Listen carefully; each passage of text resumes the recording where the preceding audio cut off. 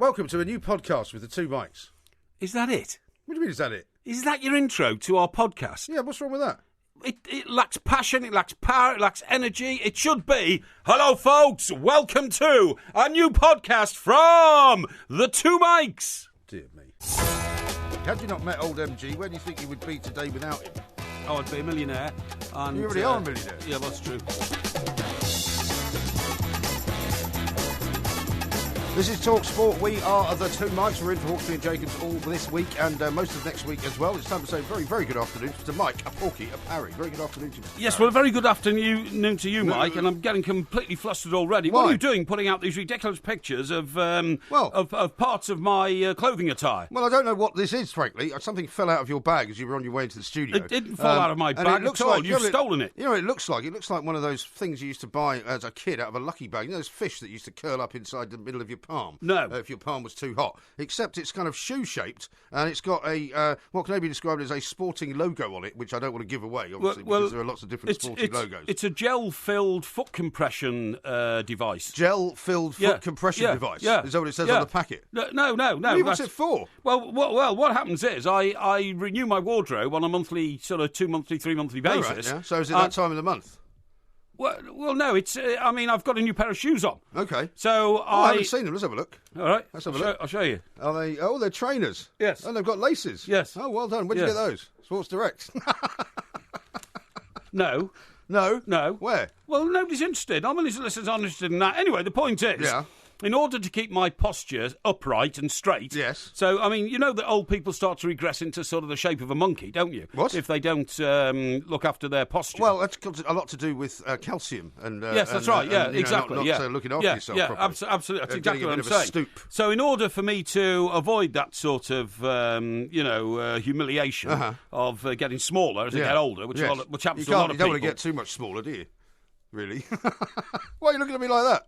Because I'm trying to have a serious conversation about the physiology of the human warm body. In here, isn't it? It's boiling. It was in the studio before us. Jim White. I mean, he's got a sun Jim's lamp come from Scotland, doesn't he? He's got a sun lamp on it, isn't he? Well, I don't know, but I mean, you're supposed to like the cold weather up there, Jim. But anyway, there you go. Yeah. So anyway, in order to make my posture absolutely perfect, yes. I always buy the most expensive in-shoe gel compounds. Device. Well, why is it not in your shoe? Why is it falling out of your bag? Well, because what happened was, as I made my way to the station in Stockbroker Surrey this morning, I got crippling pain in my feet. I'm sorry. I just find it amusing that you would be kind of mincing down the road, kind of I don't mince. In pain. I don't mince. I walk. I stride. But you would be if you were in pain. But all of a sudden, my toes started sort of crunching and crushing and all that kind of stuff. I've never seen anything like this. And what happened was the gel sort of all went to the front of this device and started. Does the gel move? But yeah, it started bunching up my toes at the front. So you mean you've actually worn this? Yes. Well, I'm going to put it down now. No, it's inside your shoe. On the tray. Well, yes, but it's a new shoe, a new pair of socks, and a new gel insole insert. Does it add inches to your height as well? No, it's not supposed to do that. It's about half an inch high, isn't it? Yeah, but it's supposed to raise the back of your foot a little bit to give you great posture and make your body in a straight line. Why don't you just buy the right shoes? Well, you can't do that these days. You can't do that these days because you have to be able to adjust your footage. Yeah. So you took them out. So did you take them out on the train? Yes, I did. That's disgusting behaviour. No, it's not. If you sat opposite somebody who's taking their shoes off on a train, yes, you would go ballistic. Yes, but they're made of plastic, so they're not... No, but the fact that you're removing your shoes on the train in a public place... They're a brand new pair of shoes. Never been worn before. That's not the point. That is not the point. Well, what would you have done if your feet were crippling you? Well, I would have made sure that I took them out somewhere where people weren't able to see. Well, there's nobody saw me on the train. I was sitting in a good seat and... Were you in first class? No, there is no first class on the commuter trains from Stockbroker Surrey. Okay. But I made sure that I was... As far as they were running today with all that frost, actually. Normally they cancel them, don't they? I tell you what, the old bird bath is still frozen solid. Well, why don't you put a ping-pong ball in it, like the guy said yesterday? Yeah, well, I can't put a ping-pong ball in it until it thaws, and it hasn't thawed yet since yesterday. Do you know it's going to be -9 degrees tonight in some parts of the country? Is it? Well, it was -9. It was -9 in Balmoral the other night. Was it? Yeah. Well, that's exactly what I'm trying to tell you. Is it going to be -9 at Old Trafford? What? I wonder. Well, West no, Ham I are don't think playing, so. Manchester United. Yeah, and we've got a commentary game tonight, haven't we? That's the one. So that is the one. Yeah. Now, listen, I told you we have a feature in one of our shows called the 1 Minute Moan. Yes. What did I moan about? You moaned last Saturday about the fact that because they've now increased the numbers on the lottery game, Yes. that you can never win it, despite the fact that you spent 20,000 quid on it in your life. Absolutely. Yeah. And guess what? What? There's a report in the papers this morning saying that there's a possible £30 million shortfall in national lottery funding, Right. as a result of the fact that ticket sales to the National Lottery have gone down significantly. National lottery funding for what? The Olympics. Oh, the Olympic team. Olympics, yeah. They make a big contribution towards the Olympic team. Right. And that money has gone down because people are not buying as many tickets. Well, I mean, it's too complicated now. Isn't it? It's not just too complicated. It used to be 1 in 14 million chance to win. Right. And I hope I've got my figures right here. It went up to something like 1 in 27 million when they added the extra numbers. I mean, to be honest, that might be twice as much of a chance, or half as much of a chance. But Yes. I mean, 1 in 14 million is not a very good chance anyway. No, what difference does it make? of course it's not. But there are prizes to be won along the way, and in the end of the day, somebody's got to win it. But So which Olympic sports do you think they're going to cut then? Because obviously, 30 million quid could be quite a big hole. I don't think they're going to cut any sports. I think the amount of funding that goes to each individual sport has to be curtailed. It says here there's been a 5-month drop in spending on the National Lottery that organisers Camelot have admitted as a definite downward trend rather than a temporary dip. The lottery provides 2/3 of the £350 million budget that UK sports allocate to the Olympic sports on the basis of their medal potential. So if we think we've got a load of great swimmers, they get more money than the athlete if we don't think the athletes are going to win any gold on the track. You see what I mean? Yes, I know. That's the way it works, Well, okay? I mean, maybe they'll have to come up with a different way of funding the Olympic sports. If people aren't buying the lottery in the same numbers. I mean, they're probably not buying in the same numbers they were when it first started. I mean, when it first started, loads of people used to buy tickets. Yeah, and then after a while, they just said, well, we're never going to win it, so we'll give up. No, I mean, the thing is, over the years, I think the lottery started in 94, 95. It's in the mid-90s. Yeah. And what they've done is, I mean, the first thing they did was they introduced a midweek lottery and then introduced That's what I mean. It's dailies just too much and all of that. it. Yeah. And then you do the scratch card lottery, then they've got the Euro Millions lottery. But anyway, listen, it says here... You don't need any more money anyway. I don't even know why you bother doing it. Hang on, it says here, the Treasury have refused to fill the funding gap.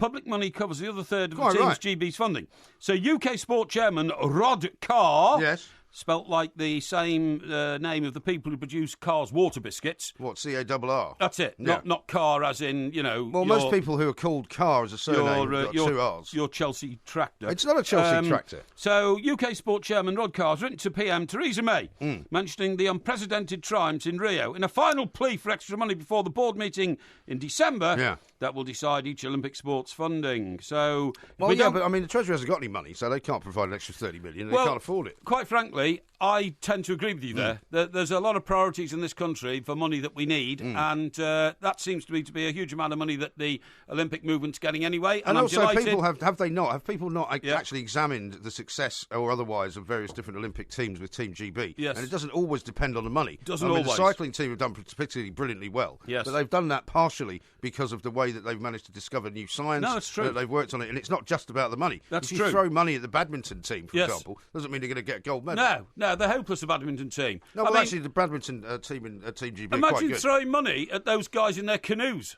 I mean, talk about up the creek without a paddle. That's where we are in canoeing, I'm telling you. I don't know what you got in for the canoeists. Well, I just don't understand canoeing at all. Why would anybody pursue canoeing? It's an Olympic sport. Yeah, OK, but that's all it is. What do you mean that's all it is? Well, OK. You've got an Olympic gold medal. All right. You don't just go, all I've got for my 10 years of work in canoeing is an Olympic gold medal. OK, so I say to you, look, there's no football on Saturday because it's an international break. I tell you what, Mike, why don't we go down the Serpentine and watch a bit of, I don't think they do canoeing, the Serpentine. A bit of speed canoeing or something like that. The pedalo. Yeah, pedalo, yeah. Well, why don't I say, hey, I tell you what, let's go to the Whitewater Rapids, up in Cumbria. See, I would watch that. Up in Cumbria. No, I would watch that. And watch the... Would you? You wouldn't time. watch I would. It. Don't be Do you know ridiculous. when I lived in Bath, right? You've got the weir there underneath the Pulteney Bridge. Yes. And they used to practice kayaking down there through the sort of right, slalom and stuff. And it was fascinating to watch. No, it's not. You can't understand it. There's all these ridiculous poles hanging from the sky. No, there was a pub just overlooking the weir, and we would stand there looking at them, and it was very entertaining. Yeah, so it was a bladderation exercise. Not true. Incorrect. And you used to amuse yourself by mocking people in canoes below that's not you, true. didn't you? Not at all. Yes, you did. No, it was quite fascinating to see the different tactics that they use to get down the weir. Canoeing's the most pointless sport in the world. I'm sure there are more pointless sports than canoeing. There must be more pointless sports than canoeing. No, there aren't, because there's no point to canoeing. Nobody can do it except in Olympic Games anyway, so what's the point? Well, lots of people do it at an amateur level anyway. But listen, once again, you've run us into trouble. The only people You're running us into trouble with the producers. Look at the time. The only people who should paddle around in canoes are the Cheyenne, the Sioux, and the Comanches. What about the Iroquois? The Iroquois. Why you've left them out? Yeah, well, because they're from Connecticut. No, they were in Florida, weren't they? Well, they must have gone south. Yeah, they went on 95. Yeah, that's right. Yeah, anyway, listen, we've got loads coming up. We're going to be talking to Nigel Adderley shortly, find out what's happening with Gareth Southgate. He may well get the England job before the end of this show. And, of course, it is Porky Vision coming up a little bit later on. This is TalkSport.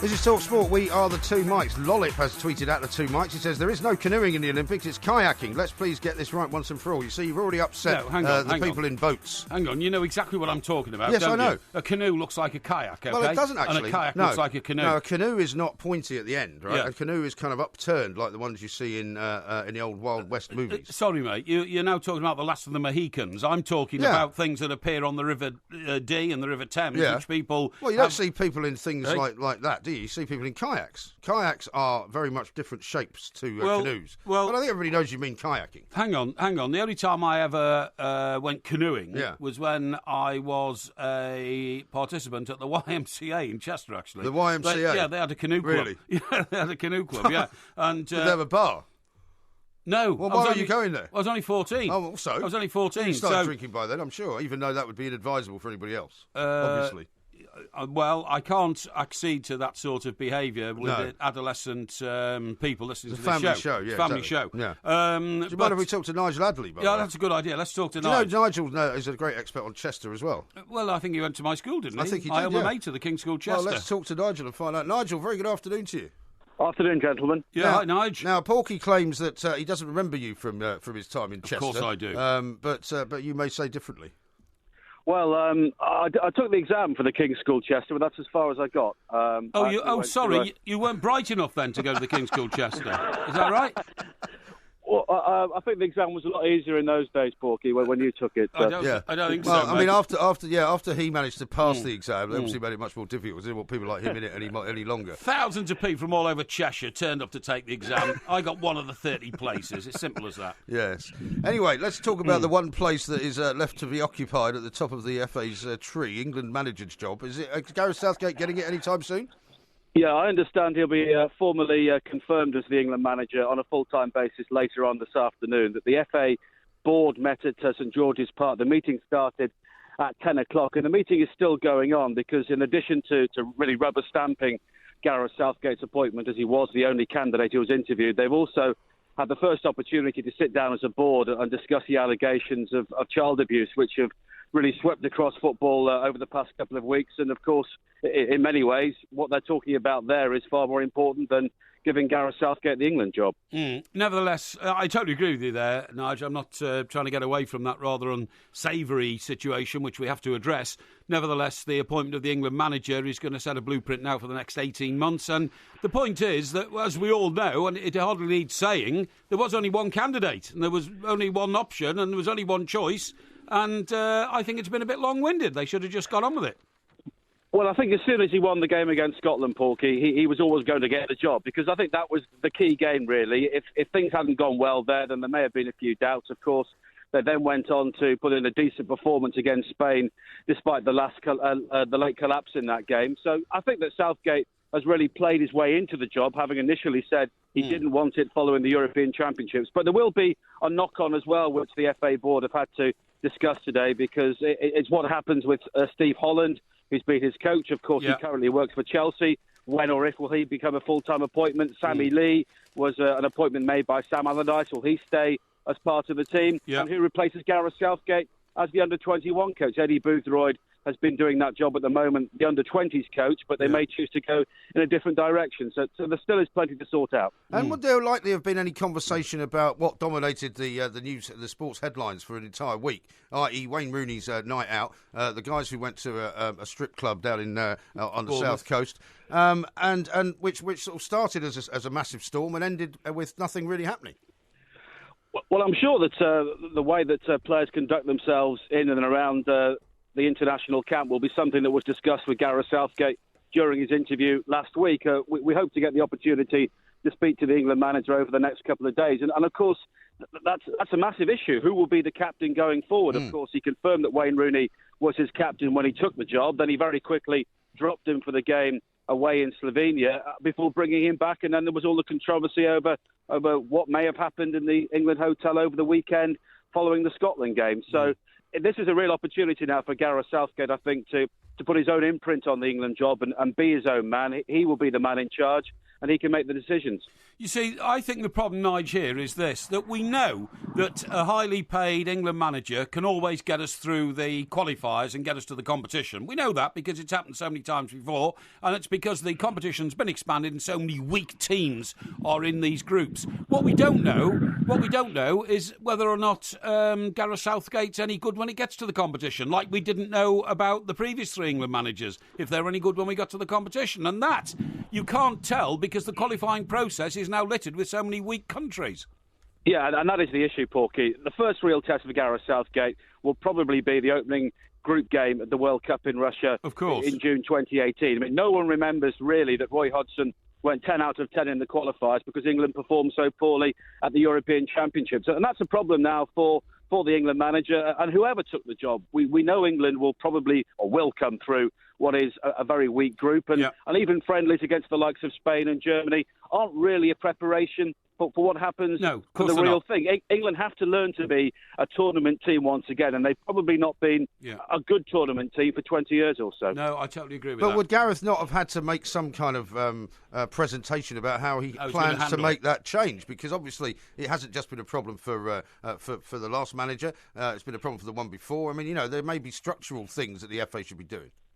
And that's a very interesting point, Mike, because, of course, the technical director, Dan Ashworth, is the man who sets out the so-called DNA at St George's Park about how every single England team should play in a certain way through the thirds, going all the way from the schoolboy team through to the first team. And he's had a very interesting relationship with Gareth Southgate over the last 12 months or so, because he took away a number of his responsibilities when he was the under-21 manager. Right. And I don't think you could describe the relationship as them exactly being bosom buddies at the moment, but of course that is has to be a very close working relationship between the technical director and the England manager to solve these problems, because we know, England, we know everything that comes with England, massive support, massive expectation, and then usually massive failure.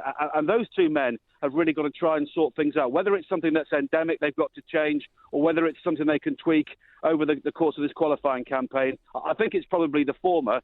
And those two men may not have gone on well, especially well, over the last couple of years or so, but they've got to get on well now for the good of English football. Yeah, but you see, once again, Nigel, you've highlighted what I think is a critical problem about England get-togethers. Players are being asked to adopt a system that the national coach and the national, director of training wants them to apply, whereas they're coming from their clubs where their own manager, Jurgen Klopp, might have a totally different idea how he wants his Liverpool players to play to the way Gareth Southgate wants them to play. And I think that is the original conflict in... And Jose Mourinho made the point with Rooney that basically they've got these players and they're borrowing them. They don't own them. They don't have any real say over what they should be doing.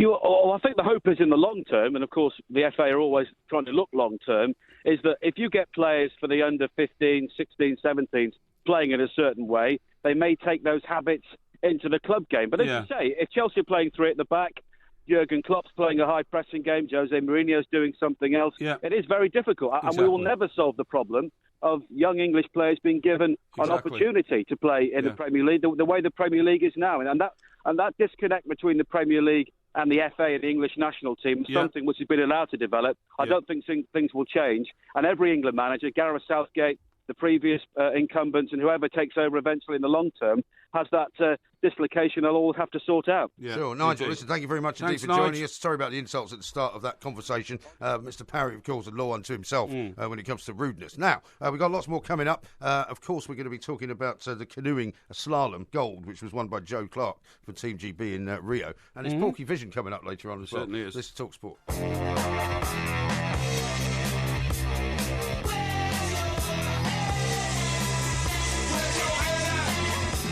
Now, coming up a little bit later on in the show, we're going to talk to the owner of a pig who's known as Picasso, because this pig apparently can draw and paint. Isn't it? I don't think so. Of course it's a I don't think so. We'll be talking to his owner, who's going to be telling us exactly how pigs that paint. Yeah, well, apparently he's like an old master. Fantastic. Now, let me read you some tweets on the subject of kayaking and canoeing, and also on your inner souls, because it seems there's a bit of confusion here about kayaking canoeing. Yes. Because we had that tweet from someone who says it's kayaking, not canoeing. No, it's not. I've now been sent by somebody called Jason a piece about the Joe Clark, Team GB's Joe Clark, who won the men's canoeing slalom gold at Rio in 2016. Thank you very much. He's sitting in so a kayak. It is canoeing, yeah? No, but he's sitting in a kayak. No, he's not. He's sitting in a canoe. That's why they call it canoeing. No, he's not sitting in a canoe. Look, he's sitting in a kayak. Well, I don't care what you say. If he won the canoeing competition, he's sitting in a canoe.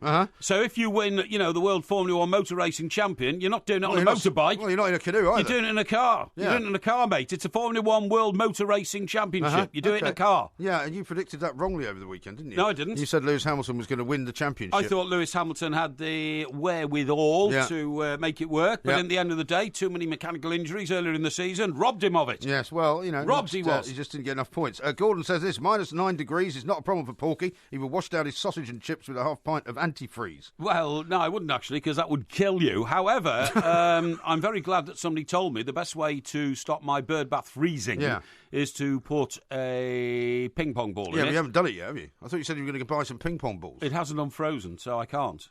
Well, you put the ping pong ball on the frozen thing and see whether that makes any difference. Well, it won't make any difference. It's already frozen. Well, you warm the ping pong ball up. Don't be ridiculous. Anyway, the point is that, ridiculously, somebody did suggest to me in a tweet I got last night to put a drop of antifreeze into the water. No. And I know. I said... that'll poison the birds. Yeah, exactly. That's a stupid idea. They said it's so minimal. It's so minimal. It doesn't. But, I mean, I'm not going to risk that. No, it might not turn them all... dead birds in my roof garden. It might turn them all blue. Yeah. Dom says this, I don't think Porky's going to have much luck straightening out his spine. He's that crooked he could hide behind a corkscrew. Oh, that's very nice, That's not very nice, is it? It's not very nice indeed. And Kenny says, right, we need to get pictures of said scarf, trainers and gel insoles. We need to see these items. Well, I've already put a picture out of the gel insoles, which, by the way, somebody said they're not terribly expensive. They're $8.75 each. What? Or $8.75 the pair. No, much more expensive than that. They're quality ones, honestly. Because I mentioned your scarf, of course, at the top of the show. What did you mention that for? Wearing a very dapper scarf. Very today. dapper indeed. I have it with me. Yeah, where'd you get it from? I think... Is it for Pierre Cardin? No. I got it from one of those sort of exclusive stores that sell sort of tartan stuff. Tartan stuff? Yeah, I'll show you. What, you mean like the shops in Edinburgh where they sell very expensive cashmere jumpers to American tourists? Yes. What have you got over there for? Yeah.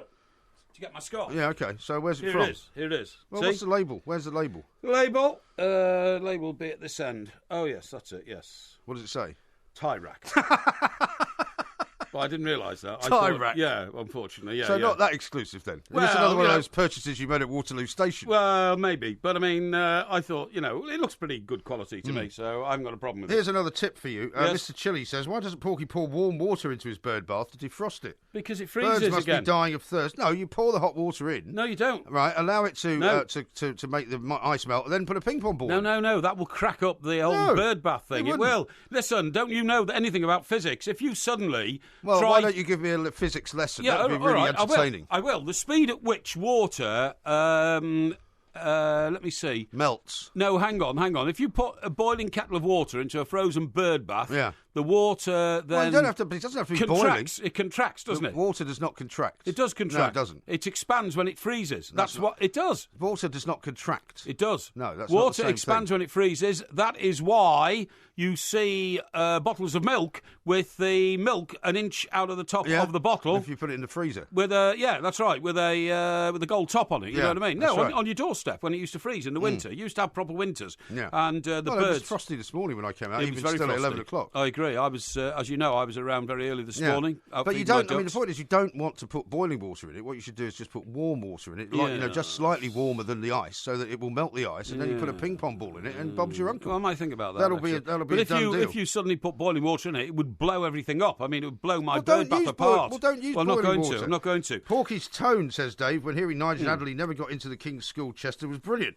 Talk about smug mode. Well, you were very rude to him, I have to say. It is an elite school, so I was a bit surprised that people like Nigel were being accepted. But anyway, what do you mean people like Nigel? He's a very fine man. He's a fine man. Okay. Now listen, you know where you went wrong, don't you? In sort of middle age. Where I went wrong. Wrong in a lot of places. Well, I mean, by hooking up with you was one of the things I did. Yeah, wrong. all right. We'll save the insults for later because I'm talking about your physical presence now. Do you realise that if you'd have taken up tennis or even squash, I play tennis. Oh yeah. When was the last time you played tennis? I had a game of tennis with my son in the summer. Oh, don't be ridiculous. I did. I told you about it. What, on the grass, on the scrub grass behind your shack down in Sussex? We went to a local tennis court. Yeah, rubbish. Yeah, we did. Yeah. I've done amazingly. I beat him as well. I literally hadn't played tennis for about probably 20 years. Well, there you go. Once in 20 years. That's not good enough. However, if you'd have taken it up properly, do you know what? The risk of early death is 47% lower for those who practice racket sports like tennis, badminton and squash. Squash, yes. Well, you used to play squash, didn't you? I did used to play... No, I used to play badminton. Right. I played badminton at the Northgate Arena in Chester, where I was excellent.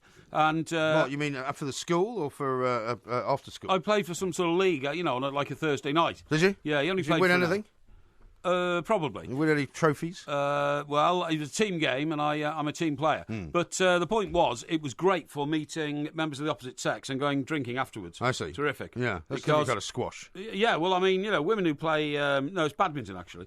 Women who play badminton are extremely fit in terms of their physical ability to get around the court. You see what I mean? Right. So when was the last time you played badminton? Well, I haven't played for a few years. A few. But what I'm saying is, if you take it up, it's a good way to extend your life. But of course, you haven't got any chance now of reversing what is clearly and obvious to anybody a long-term decline in your physical condition. Is that right? Yeah. You're the guy that's got only 1/3 of his heart working. You're the man who's had the and I adjust to it. 36 hours from death experience, right? And I adjust to it. How much longer do you think you're going to live than me? Do you know if you gave how much longer do you think you're going to live than me? If you gave up smoking even tomorrow, every day that you didn't smoke from now on for the next 5 years would give an extra day of life. Yes. Do you want those cigarettes back, by the way, that you left in Sussex? What? Do you want those cigarettes back that you left in Sussex? Don't be ridiculous. I found some of them in the kitchen. Why are you always trying to sabotage my reputation? What's wrong with you? Well, it's not my fault that you pretend you don't smoke. Here, Dr. Tim Chico. Chico? Yeah, who's an expert in cardiovascular medicine. One of the Marx brothers? Was he the one who didn't Who's talk? with the hat? No, that was Harpo. That was Harpo, right, okay, yeah. So Dr. Tom Chico, who's retired from making films, an expert in cardiovascular medicine at the University of Sheffield, said the study might be unreliable. What are you saying this for? I'm reading out your great study. Yeah, funny enough, we're going to talk to a cardio expert later on because of that thing you want to do with your heart, trying to inject it with stem cells. Because it used self-reported data. He says... It must not be misinterpreted as showing that running and football do not protect against heart disease. Really? Many other studies have found that runners live longer and suffer less heart disease. Well, that's probably true, but of course the man who invented the jogging scenario, he died while he was jogging, didn't he? He did. Was it Jim Fixx? Jim Fixx, Jim Fixx, the guy in America. That's right. He wrote all these books about, I can live till 100 because I run 28 miles a day. And the day after his book came out, he collapsed and died of a heart attack. Sadly, he did, a failure. Now, funnily enough, we've got lots more to do. That's very harsh on a man who's no longer with us. Sean says this, what about no mention of Brendan Rodgers winning his first trophy with Celtic? Do you just like to berate him when he loses? I'm sure we'll talk about that. Has he won a trophy for Celtic? Well, according to Sean, he has, yeah. Was that like the Scottish equivalent of the Charity Shield? Well, no, he's probably won one of the League Cup or something like that. No, he hasn't won the League Cup yet at all. It's the League Cup, yeah. No, he hasn't won it yet. Yeah, he has. No, he hasn't. When did he win it? They didn't have the final at the weekend. No. No? No, definitely not. Yes, they did. Did they? Yeah. You sure? Yeah, I'm pretty sure. No, they didn't. They had the semi-finals to get through to the final. Yes, I'm sure. I'm sure. Well, I'm sure Sean's right and you're wrong. Okay. We'll find out coming up very shortly here on Talk Sport. Right.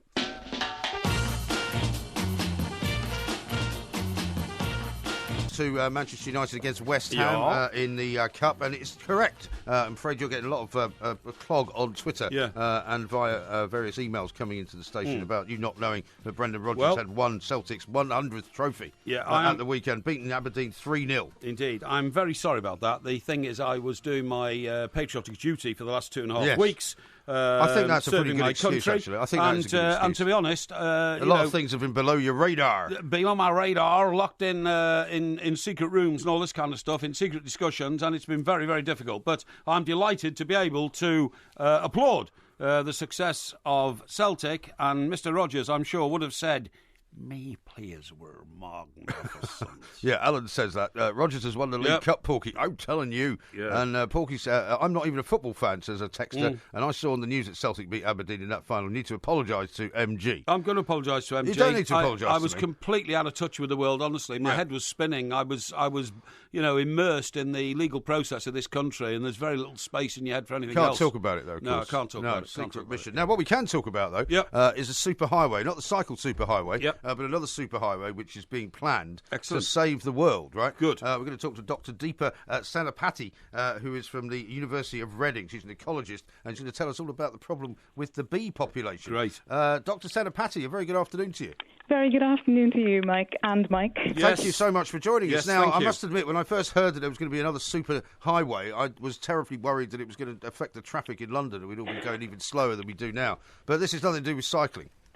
This has nothing to do with cycling or with traffic, but it is based on the same concept. So the reason we have highways is because we'd like better connectivity to go from one place to another, so that enables movement of people from one place to another. And the same works in a natural system as well.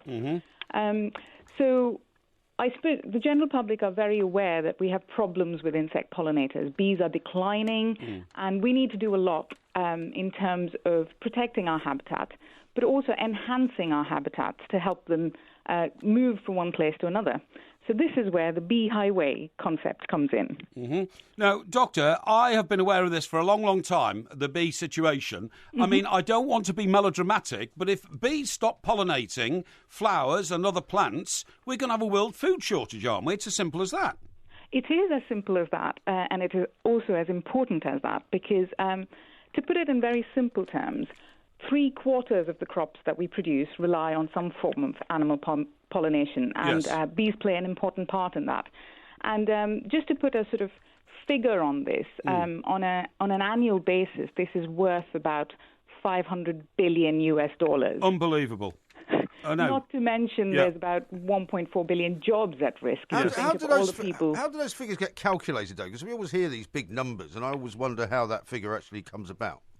The figure is a combination of things. So you can think of all the people who rely on the agri-food industry and farming for their livelihood that will be affected.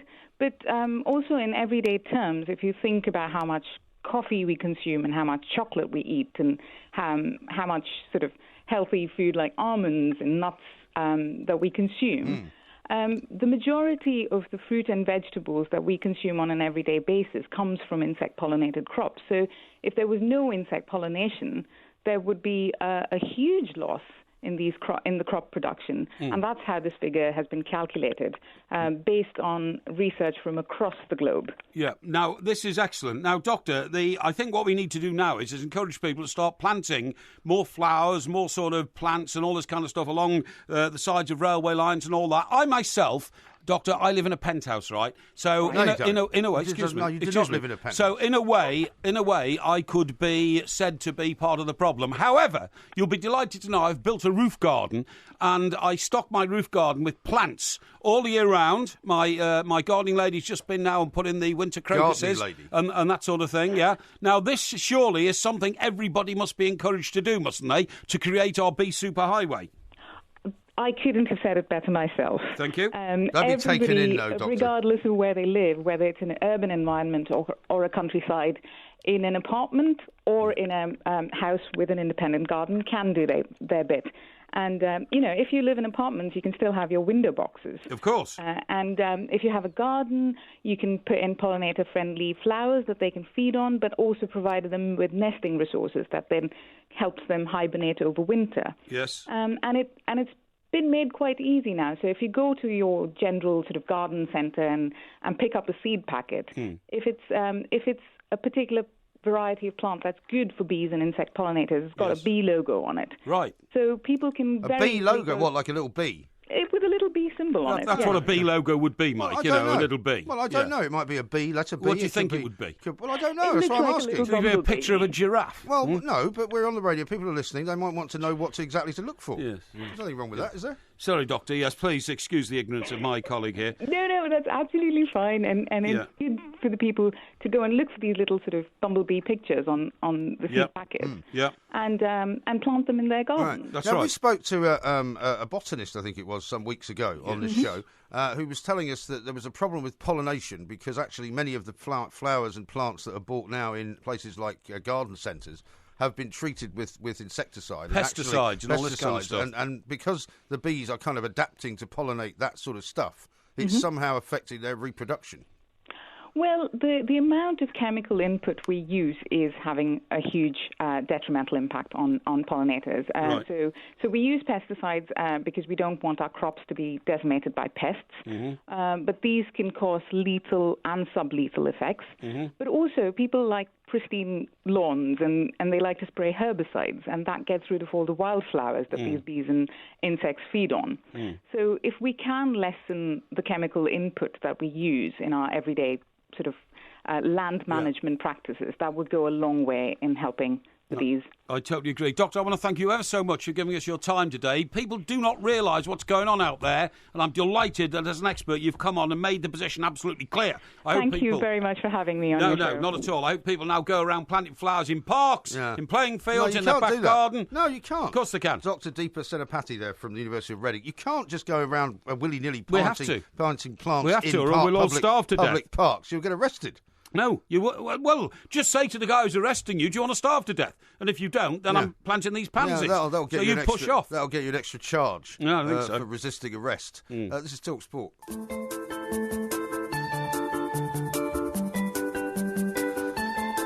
Some interesting reaction to that interview there. Yes. One from a guy called SK who says, Mike Parry's encouraging people to plant flowers at the side of railway lines. That sounds safe. Well, # family show. Well, you do it properly and you won't have a problem. You know? I don't think that's very advisable. Porky flirting with a female doctor. Wear one of these fluorescent coats. What, you mean a high-vis vest? Yeah, that's right. But everyone wears those now, so you don't stand out anymore. You stand out more if you don't wear one. Well, we've got to have a super highway for the bees. That's all I'm telling you. Porky flirting with a female doctor. Didn't call her Doc once, says Mock. # Sid the sexist. No, that's a mark of respect to somebody who knows what they're talking about. And here's one from Trigger. If Porky was a cake, he'd eat himself. His self-belief is amazing. Excuse me. He's great at everything, apparently. No. I just pointed out the facts of the situation, that's all. Yeah. And also, people are pointing out it's a bit unfortunate for poor old Brendan Rodgers, who finally won a title and nobody noticed. That's right. It's a bit. Which is a bit harsh, though. It is a bit harsh. I noticed. Don't worry. It was just that I was busy at the time.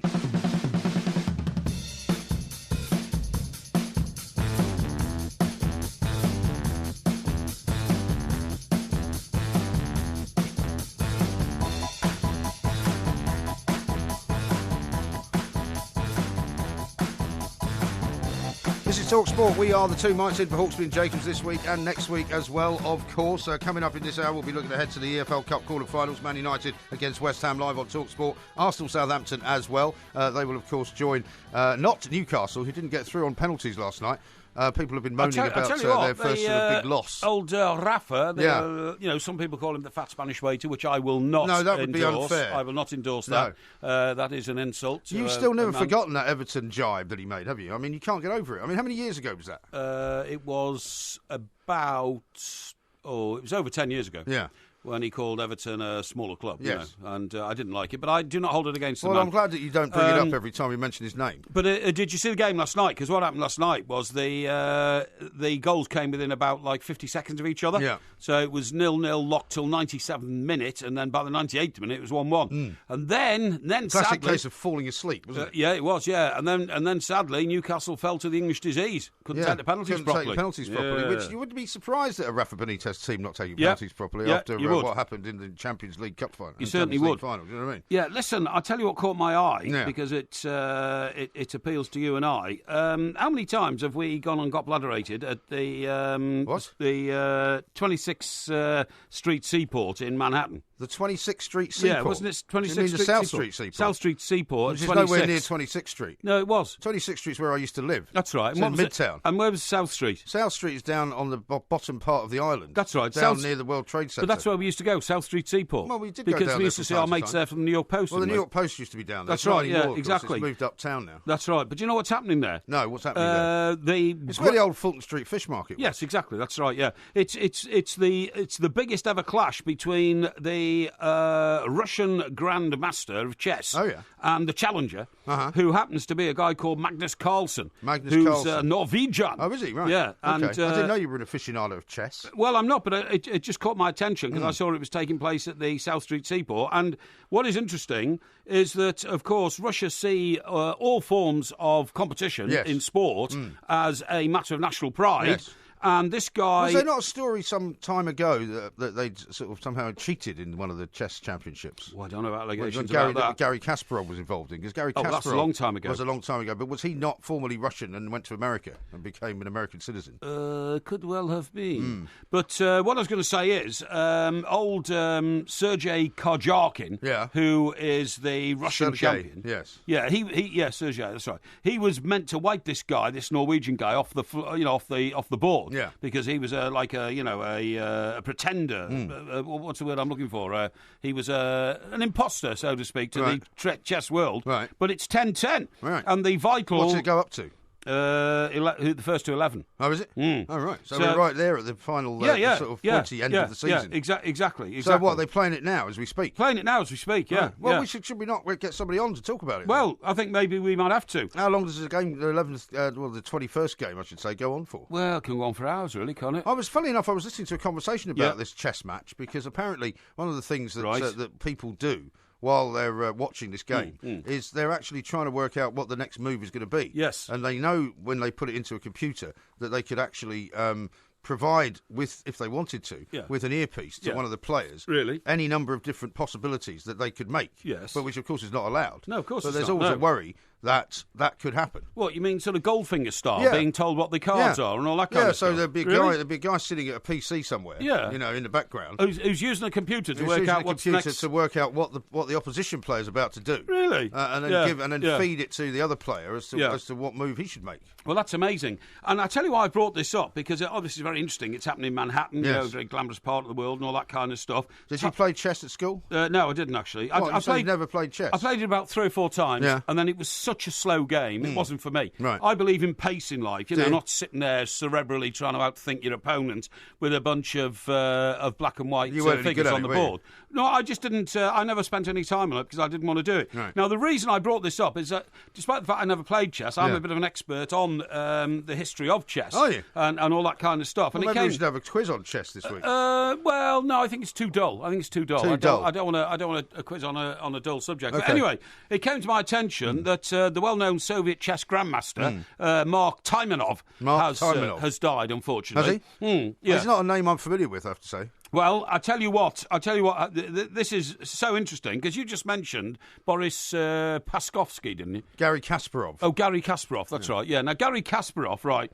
He went off to Canada to play Bobby Fischer. That's right.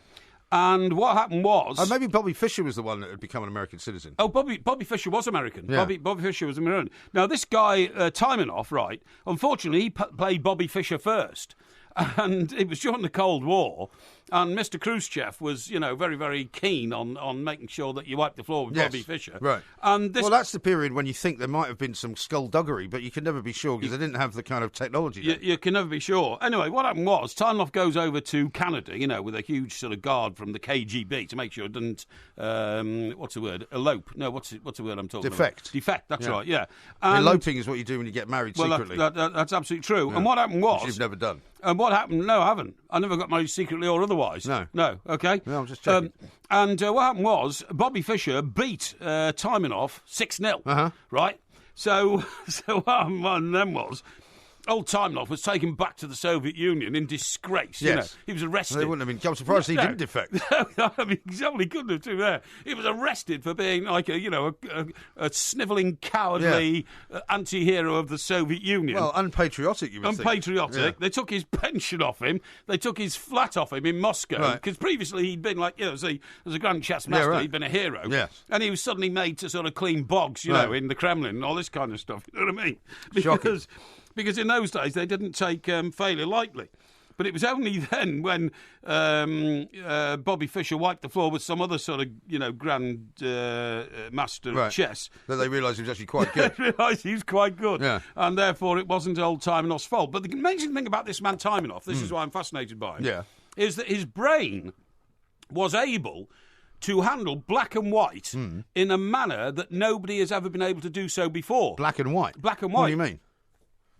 In addition to being a brilliant chess player, and remember, pieces of chess at the highest level are made of ivory, okay? He was able to brilliantly... And, of course, the board is black and white. The board is black and white as well, that's absolutely right. And in fact, in those days, most of Russia was black and white. There was no colour in Russia, before the fall of the Berlin Wall. What do you mean, no colour? There were no, colour adverts or anything like that, you know what I mean? But anyway... Are you sure? They used to have those big Lenin posters, didn't they? No. They were all black and white, honestly, believe me. I think they were in colour. No, I've been there. All right, well, we'll ask people to tweet and what I was going to something. say is... The thing about this man's brain is not only was he a brilliant genius chess player, he was a brilliant pianist. Was he? Because of the black and white keys on a piano. But I don't understand what you mean by he could see black and white differently. Well, his brain was able to register with black and white. Well, like everybody else can. No. But he was a genius at playing chess. Yeah. He was also a genius-level pianist. Right. Who, if he wasn't going to be a grand master at chess, could have been a concert pianist entertaining thousands of people but I still don't in the Bolshoi Ballet Hall, which is what he did. Well, I get all that, but I don't understand this. He could see black and white differently from everybody else. Well, he could. His brain was wired to it. You haven't explained it, though. Well, I can't explain it because I'm not a neurologist. All I'm saying is his brain was wired to be able to find this fantastic connection between the colours black and white in a way nobody else in the world could. Really? And the most stark... Well, he still lost, though, didn't he? No, well, he lost that one to Bobby Fischer, no. Well, he wasn't that good then, was he? Well, the thing was, until Bobby Fischer came along, he was very good. But Bobby Fischer, it was like sort of, saying all Manchester United players were good until George Best came along. You see what I mean? Well, yeah, but no, it's actually like saying all Manchester United players were geniuses until George Best came along. Yeah, well, which obviously weren't. Yeah, that's right. And this guy could often, let me see. He could go into concert halls, sit down at a piano, and reproduce things like Chopin. Yeah. Right? Well, that's what you can do if you're a concert pianist. Yeah, exactly. Well, that comes as no surprise to me. Yeah, but I mean... I don't know why you're giving this guy so much lauding and praise when he was actually clearly a very talented pianist and a very good chess player. No, he died last week, and somebody I know told that, me but about he was it. not a genius, though. Eh? He clearly wasn't a genius. He was a genius. How do you know that? Well, because if he was a grandmaster at chess, that makes him a genius on one level. If he then was regarded as one of the world's greatest concert pianists, which he was genius on another level. And what everybody said who examined his... Sorry, what's your problem? I was in a tweet from Stuart. Yeah. It says, please tell that plank that Carlsen is the current world champion, not the pretender to the crown. Porky's got it wrong as usual. What do you mean? Well, you got him round the wrong way. Carlsen is the current world champion. You said he was the pretender to the throne. No, he's the pretender to the throne of being the greatest chess grandmaster of all time. Well, he's the current world champion. Yeah, I know he's the current world champion. You didn't say that. No, Craig says, what do you mean no colour in Russia? What about red square? Well, red square's not red.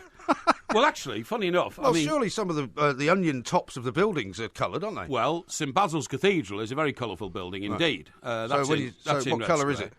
It's multicoloured. Is it? Yeah. So when you say there's no colour in Moscow or Russia... I meant no colour in people's slightly lives. Got that wrong, haven't you? The domes on the top of the buildings around a red square... they're kind of onion-looking things. Yeah, inside the Kremlin itself are gold. They're all gold. And they're beautiful. Well, that's quite colourful. And some of them are green. Yes, they are. But anyway, look... So pretty much everything you've said in this last section has been a complete load of old cobblers. No. Everything. No. Absolutely everything. You've got the chess grandmaster wrong. No. You've said this guy's a genius. You've said there's no colour in Russia. It's all wrong. No. Mr. Carlsen, by the way, the guy who is the world champ, as we've established, is a playboy as well. Is he? He knocks around with people like Liv Tyler. Oh, yeah? Yep. Yeah, I like Liv Tyler. She's an actress, isn't she? She is an actress, Yes, that's right. Son of the guy from daughter of the guy from Aerosmith. Oh, really? Yeah. Is that right? Mm. Okay. So I thought I'd just let you know all that. You see what I mean? Thanks very much indeed for filling us all with more misinformation. Not at all. Coming up, we're going to be talking to Paddy Power, looking ahead to the EFL Cup quarter-finals. Man United and West Ham's live right here on TalkSport. Indeed. I said yeah. I said yeah. What they say. What they say. Don't you hear? I say yeah. This is what they say. What they say. 4446 was my number. This is TalkSport. We are the two mics. There will, of course, be a podcast coming out, as usual, a little bit later on today. We got Porky Vision coming up, but, of course, you might be confused about what Mr. Parry would have been able to watch over the time that he was doing his secret mission. Yep. So, hopefully, you've managed to watch a couple of pieces of good television. Don't worry about that. Now, how about this? A couple of tweets to read out to you. Manny says this. What the hell is Porky banging on about? Black and white, Red Bull craziness. No. Moz says a sloth's got more pace than Porky. Excuse or me. A sloth, if you prefer. Yeah. And Scott says, what the hell is El Planco up to? He can see black and white. Does he not mean he can see? No. I can interpret colour. That's the point I'm trying to make. Okay? And Johnny says, I'm analysing loads of experimental data and thought you two would help, but Porky has just confused me beyond belief. Well, I'm sorry. You've got to keep up with things. That's the only way you can survive in this world. Well, keep up. I'll tell you what we're going to do now. We're going to keep up with what's going on tonight in the EFL Cup quarter-finals with Paddy Power. Excellent. Paddy's Punts on TalkSport with Paddy Power. Check out the new and exclusive Cash Card Plus, where you can get instant access to your winnings. 18 plus gambleware.co.uk. T&Cs apply. Paddy, I don't know how you made out last night with the old penalty shootout, but we got Man United, West Ham, Arsenal, Southampton tonight. Yeah, let's hope it's a bit more exciting than the first, 80-something minutes or whatever it was before we got a goal last night. But Arsenal are, first Arsenal, Southampton, they're favourites. Arsenal they're at home, obviously, they're 17-20. Southampton are 130, and the draw is 13-5. So I suppose you would probably expect Arsenal just to have a little bit much in the tank for them. I'd say, I wonder, now, after Newcastle's shambolic penalty shootout, does Benitez, do you go straight and practice penalties, or do you just kind of go, well, lads, don't worry about it, we concentrate on promotion? I suppose he's not going to be doing too many other penalty shootouts over the course of the season, so maybe he doesn't dwell on it, I don't know. But I was surprised that that a team of his were not good at taking penalties. They were so rubbish, even the whole team didn't even know. Sure, they didn't even know that they'd won. They were, how can you win so quick? But it was weird. Yeah, you're absolutely right. One of the big stories tonight with Man United is whether Bastian Schweinsteiger's going to get a game, right? Schweinsteiger will but play. This is purely we want to sell him, isn't it? It's just a reminder that he's still here and he's still fit enough to go on the bench and all that kind of stuff. I mean, I'm sure you're right, Paddy. I think there's a number of reasons why he's going to be put in the sort of shop window tonight. I think it's also Jose Mourinho reminding the people who run Manchester United, I have a very expensive asset here, but it's no good. You know what I mean? And it needs got Although rid people of. in Germany are saying he's treating him disgracefully. Yes, they are. He doesn't deserve it. Yeah, but he's a bit over the top, isn't he, Paddy? I mean, he's had his better days. Over the hill, you mean? mean? Who are you talking about, Mourinho or Schweinsteiger? Whoa! Oh, well, that could be both. Have you got a book on? Have you got a book on how long Mourinho stays at Manchester United? He's still one of the big prices to be the next manager to get the bullet, to be honest. But United tonight, anyway, they're 4-2. This is a weird one because they're really short price, even though last week they could only draw at West Ham. They're 4-11. West Ham are 8-1, and the draw is 19-5. So.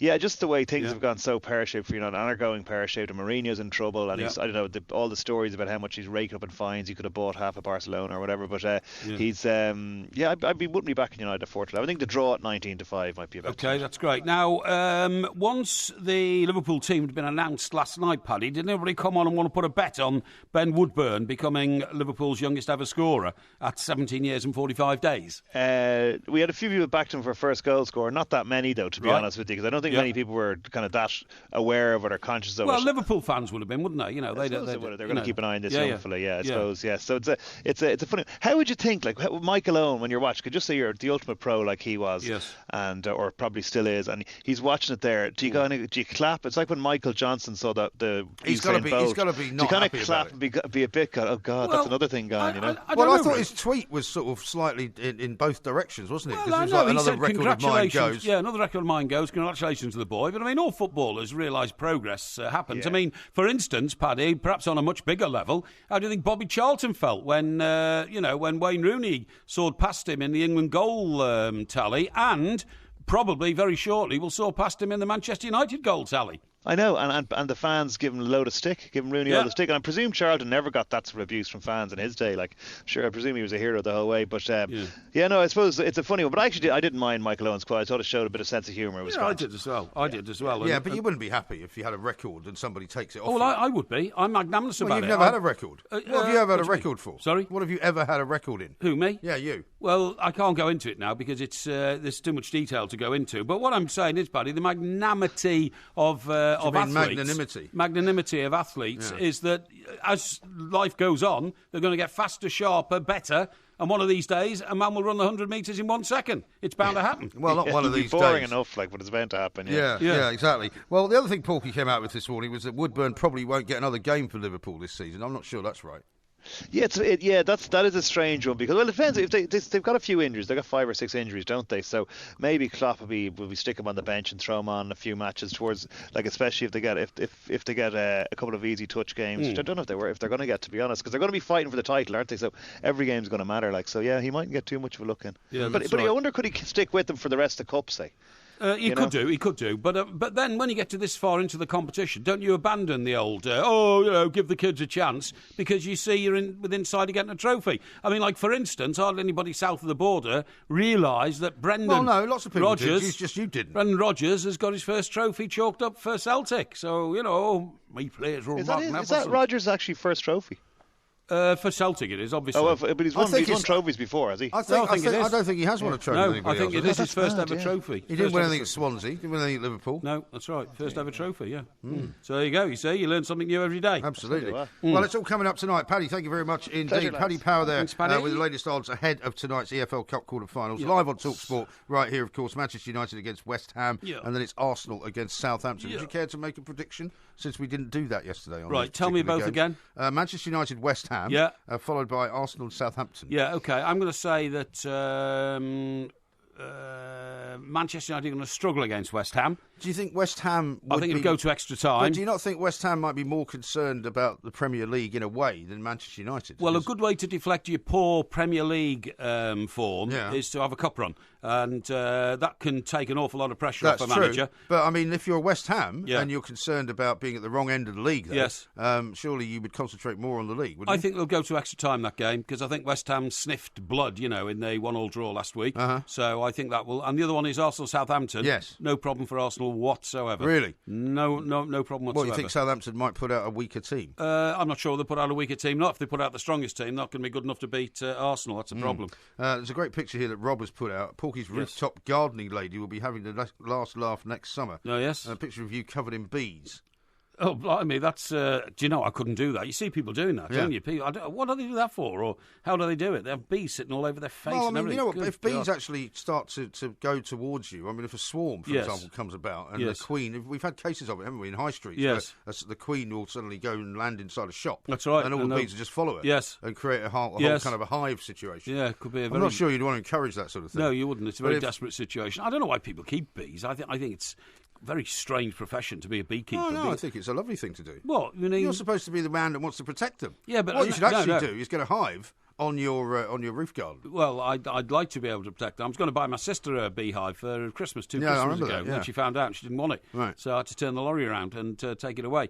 But no, what I was going to say... What's a lorry full of bees. Well, a great present. A lorry with a beehive. Yeah, well, where the bees are inside it. I'm not sure they were at the time, actually. I think somebody comes along and puts them in. Brings them in a bag? No, not in a bag, but I mean, I think it's another container. You know what I mean? Don't think you can put a beehive on the back of a lorry and drive around Surrey with it in case they fly off, I suppose. Well, you seal it up. Oh, I suppose you have no idea, do you? Yeah, well, Brent says this, Porky can't surely be like this in real life. Tragically, I'm afraid he is. What do you mean? Talk sport. What do you mean, like this?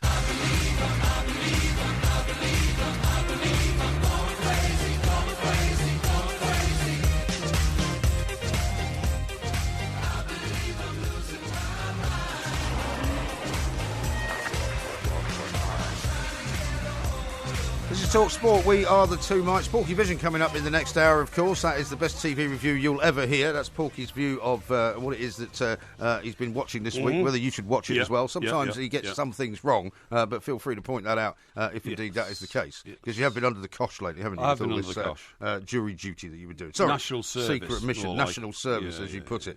Yeah. Lots of people still commenting on it. You can tweet us, of course, at the two mics. Andrew says this, the Porky jinx. My money's on Southampton and Man United. So I guess he's taken what you suggested as a prediction. Arsenal and Manchester United?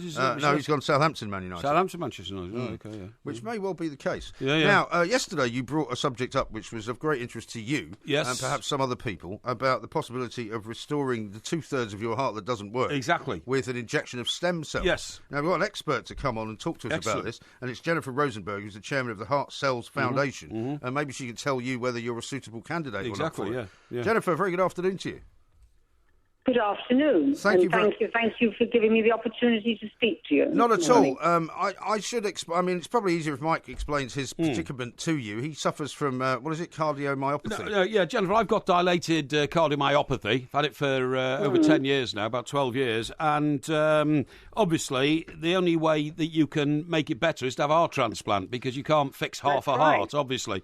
So I was delighted to read in a medical journal this week that there is now a procedure where you can extract stem cells from the base of the spine and inject them directly into the heart wall, the damaged part of the left chamber, and it can help repair things. Now, this to me is a medical breakthrough, or is it something that has been developing for some time?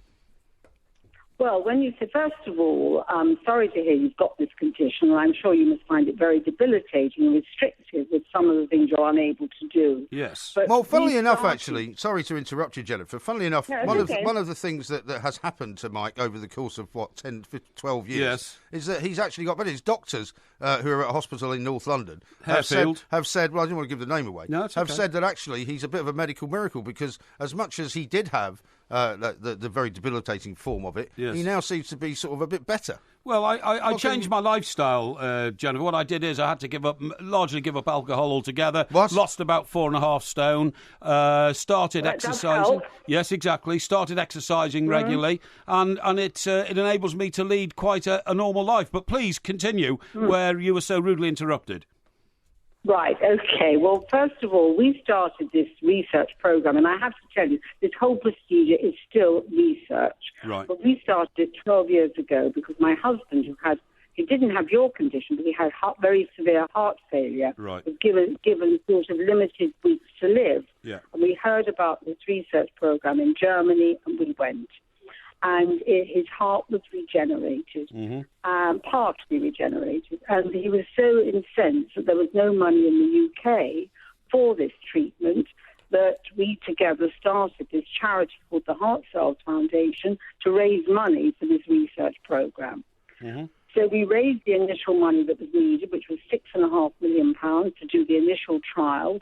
And one of the trials we did was specifically for cardiomyopathy. Right. And the result, and so we treated 100 patients with that condition, and the results have been amazing.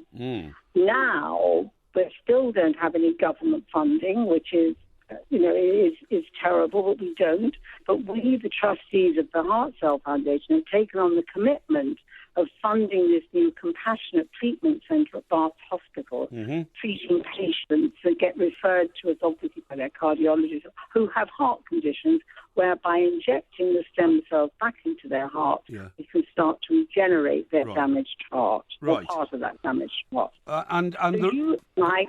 you might, let me just finish, you might sound like an ideal candidate. You tick a lot of the boxes. But I'm not a cardiologist, but from what I know, my experience, you sound ideal. Well, the thing is, Jennifer, I have a consultant cardiologist at Harefield Hospital who monitors my condition. I go there twice a year and I get checked out. Unfortunately, I'm on the straight and narrow. But, I sometimes write to him. You see these things in medical magazines all the time. New miracle cure here, miracle cure there. Now, I wouldn't dream of doing this or entering into anything like this without his consent, because of course he's been the man who's guided me through the last 10 or 12 years. course. And so my next move, sorry, Jennifer, just to finish, will be to write to my consultant to say to him, I've seen this, I've spoken to an expert, Jennifer Rosenberg, who is involved in it, and see what his response to that would be. Can't do that, but I must say to you that if you read I assume you read the article in yesterday's Daily Mail. Yes, that's right.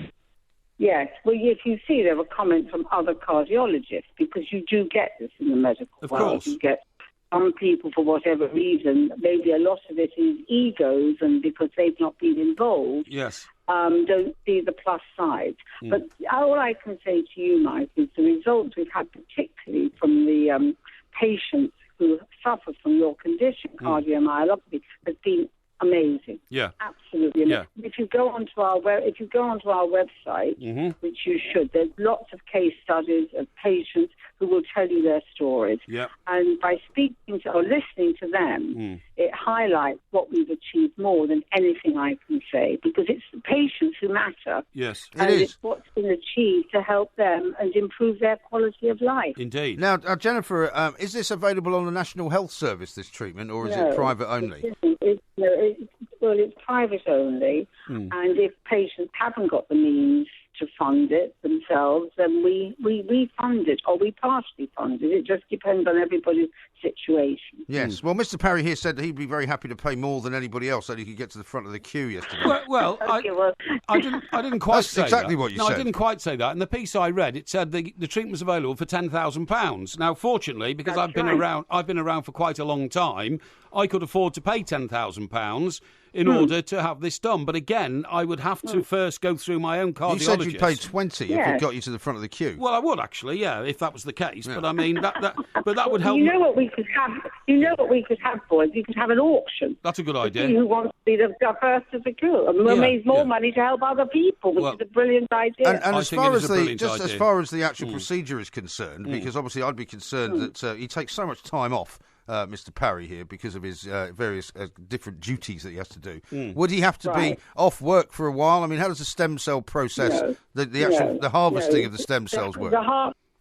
The hospital time is 5 days. So he goes in, obviously they have to assess, they have to do tests. Yeah. They have to give you an injection to stimulate your stem cells, and then they remove them. And it is pretty painless. They remove them from your pelvis, because that's where stem cells collect. They're either in your bones, in your muscle, or your blood. So in this instance, we take them from the pelvis. They then get treated, and then they get injected back into the heart. Right. And it's a 5-day, time out of your life. That's not much, is it? If you can correct your lifestyle and I could get 5 days without you. That'd be great. Yeah, it would be. It'd be great for me as well. Yeah. Maybe I'll come and take his place for 5 days. That would be wonderful. Jennifer, I'm sure you'd be far more interesting and entertaining than he is. And thank you very much indeed, Jennifer, thank you. For joining us. Jennifer Rosenberg, the chairman of the Heart Cells Foundation. What a lovely woman. And this is revolutionary stuff. Well, it is. I mean, this could be the way forward. Well, it could be, but I'm afraid people are being slightly, shall we say, incredulous at some of your statements. Yes. One from Sinbad, who says this, largely given up alcohol, says Porky. Maybe he did this after I saw him bladdered in Liverpool. That's very When harsh. we went to the O2 Nobody Academy. saw me bladdered in Liverpool. And Dazza says this, really? And Mike Parry's given up alcohol and lost 4.5 stone. If that's the case, how big was he before? No. Well, my body was literally saturated with water. Literally? Because, when the heart stops working, it's not just Pinot. No. It's not just blood that it doesn't push around the body. It's all sorts of fluids. Have you got any pictures of you looking like Jabba the Hutt? Yeah, I have actually. Yeah, we want to see some of those. those. I've got a previous passport in which there is no neck in my body. There is just a big fat face. There isn't one now.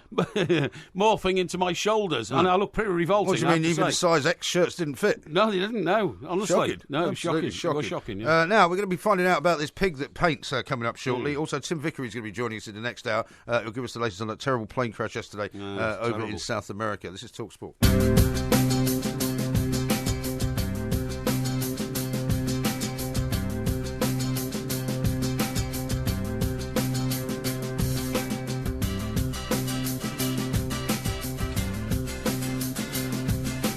TalkSport, we are the two mics, and one of the great things about the people that tweet into this show, right, is that they've always given some thought to some of the things you've come out with earlier. Here's one from D, who says, if Porky was 4 stone overweight due to his water content, surely he could have contracted himself and lost it.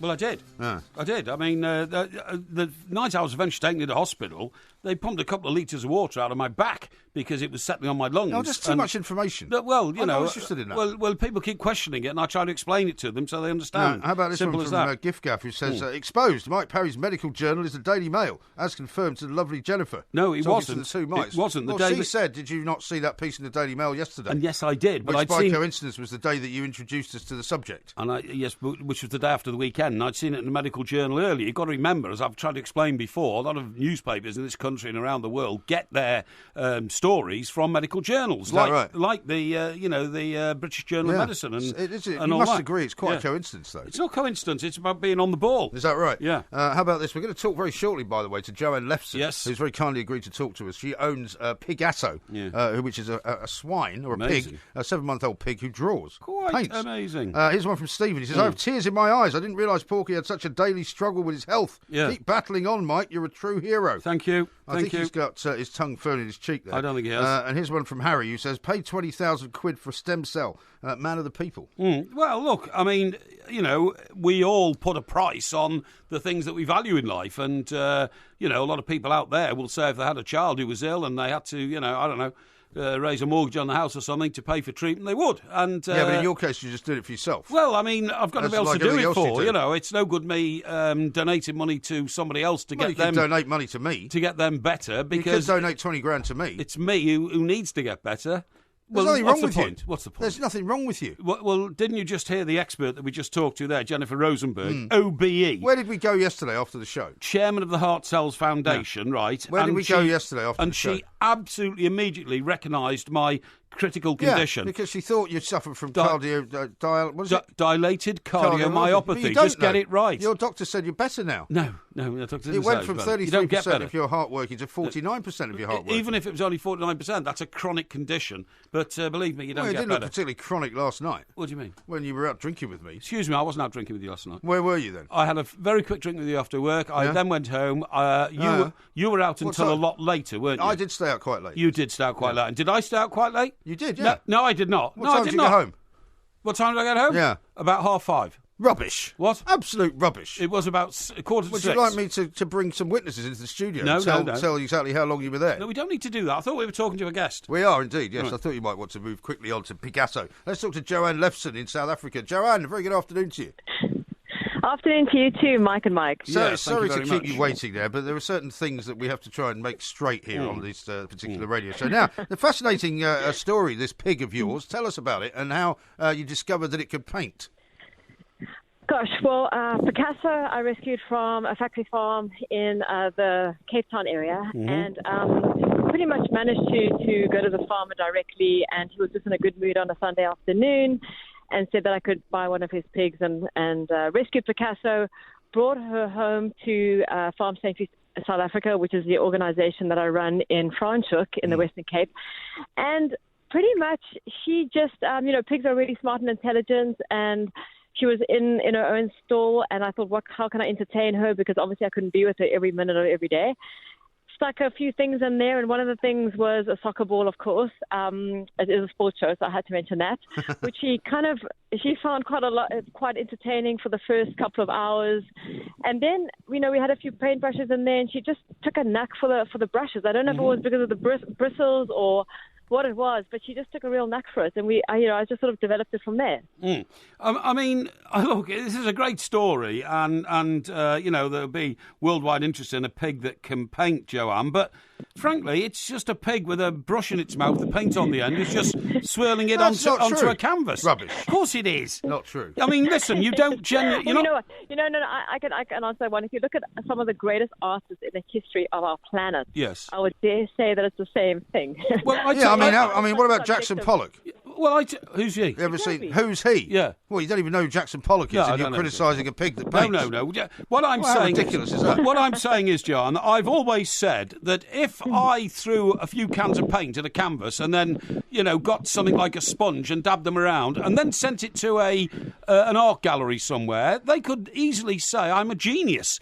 because that is impressionist painting, isn't it? No, it's abstract painting. It's abstract painting. And maybe you should do that. Yeah. So has your pig now? If people are genuinely saying, well, this pig has got the sort of the talent of Picasso, it's very it unusual. must be worth millions. Well, it's very unusual for an animal to paint anything. That's the point. The fact that you don't like what he's painting is nonsense, or she rather. If you stick a paintbrush in a pig's mouth and put paint on the end of it and say, there's a canvas, and he swishes it around, you're going to get images, aren't you? You won't believe this, Joanne, but he's actually moving his head around as he was explaining that. Yeah. I mean, I think it's a lovely story. I'm not as cynical as Mr. Parry to my right here, and I think the fact, as I said, that... I mean, have you ever had a pig before that could do this? Myself, no. No.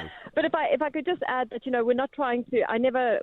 Picasso didn't start to paint to try and become a famous pig that would sell her paintings for millions. But what I think it is highlighting is that pigs are really unique, intelligent individuals. Yes. And all Picasso is trying to do is to inspire people to look at pigs a bit differently, maybe look at their bacon a little bit differently, yes, and to be positively inspired by what these animals can do. And, in the current farming systems and stuff, pigs live in horrendous conditions around the world. And, Picasso would have been slaughtered a month ago. So whether the art is good or bad, or whether she becomes famous and sells her paintings for millions, or if they just end up in the garbage can, dare I say that, she's just an animal that loves to live. She loves to paint. She loves to hang out in the sun. She loves to live.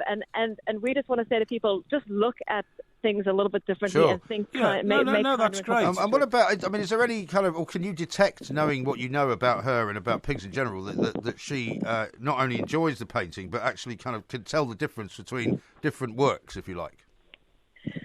Gosh, to be honest, I mean, in the art world, you talk a lot of nonsense, so I could come up with this. Yeah, well, you should have some nonsense ready for us, for heaven's sake, Joanne. No, but I will say that, like, for example, we went to go and paint Cape Town CBD this morning, and we caused a traffic jam. But the point is that she really, when she paints the clouds and the sky, I mean, she does these swirls. I don't know if it's a coincidence or what it is, but if you look at a sequence of her artwork, whenever she gets to the blue color, she does the sky vibe and the clouds. Right. I don't know. Maybe she sees it, maybe she doesn't, but she does a hell of a good job at thinking that she knows what she's doing. So you're convinced that Picasso the pig is actually aware of the fact she's making images. She's not just, swishing her paintbrush around. You think she is constructively making images, yeah? Absolutely. Oh, well, there you go then. In that case, you better... I would say so. You better protect this pig. Buy one? I was going to say, I've seen some of the paintings in some of the stuff that's come out, and there are definite images, but it's just the quality of the image which I would have to get an expert in to decide for me. Really? What? Yeah. You can't just tell whether you like it or not? Well, you can't really, can you? Because, I thought most of Picasso's stuff was garbage. Did you? Complete rubbish, Really? I'm sure that's really bothered a lot of the people who have paid tens of millions of pounds for it. Well, I'm more the fool them, to be honest. A painting is something like The Haywain by Turner, wasn't it? Constable. No, Constable, that's right, John Constable. Now he's not really up on painting, I'm afraid, Joanne.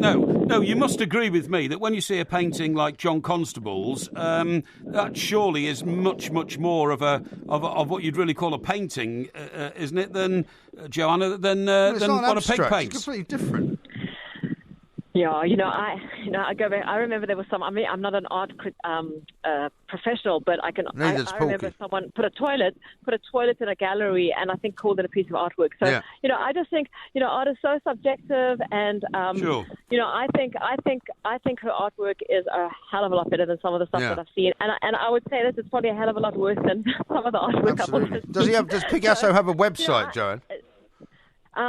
You can find her through farmsanctuarysa.org, and you will see a link for Picasso, and you can check her out. And she's going to have her first exhibition early in the new year, and I know you guys are just going to love to know that. Oh, we'll be on a plane over there for the opening. We'd like to see that. Please forgive my Philistine friend here, Joanne. Thank you very much for joining us. Joanne Levson there, who has Picasso. I don't want to say she's the owner, because that might not be the right phrase, but a lovely story which you tried to poo-poo in a disgusting way. I didn't. Here's one from Dave, who says, stick a brush in Parry's mouth and see what he can do. Hashtag Porcasso. Very harsh. This is Talk Sport.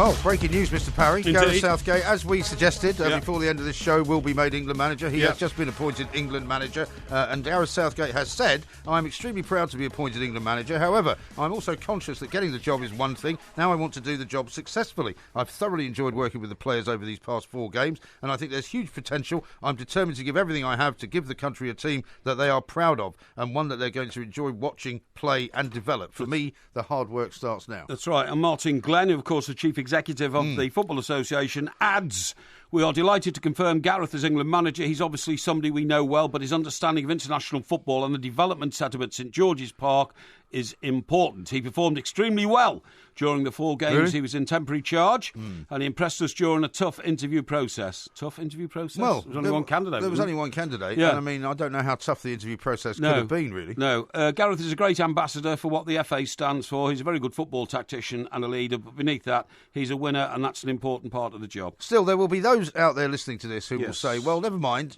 what's done is done. We should now get behind Gareth Southgate as the new England manager. Yeah. Whatever you may think about whether he's the right man for the job, whatever Yes. you may think about whether he's turning the job down before Yes. and now, funnily enough, deciding to accept it Yes. is a problem. He's now the England manager, and barring any kind of scandal a la Mr. Allardyce, he will be the England manager for some considerable time. Yeah, presumably. Well, that's one interesting Well, you'd point. like to think so, anyway. Well, there's one interesting point. It says he's signed a 4-year contract. Yeah. Now, I thought we were talking about a 2-year contract. Yes. With a possible extension for a year, but this is a 4-year contract, and I think that was one of the sticking points when they were coming to it. So, and also, we'd heard before, had we Yeah. not, that they were going to offer him less money than Sam Allardyce. Yes. And I don't know, but there's no explanation of how much money he's being offered. But certainly the figure that was given out, I think, was something like $1.5 million a year. Wasn't it? compared to the 3, I think, which Sam Allardyce was. So I wonder maybe that's why they've got a 4-year contract, because he's accepted the money, Yeah. but he said, I'd want it for 4 years instead of 2. The trouble with 4-year contracts is that that now takes us. So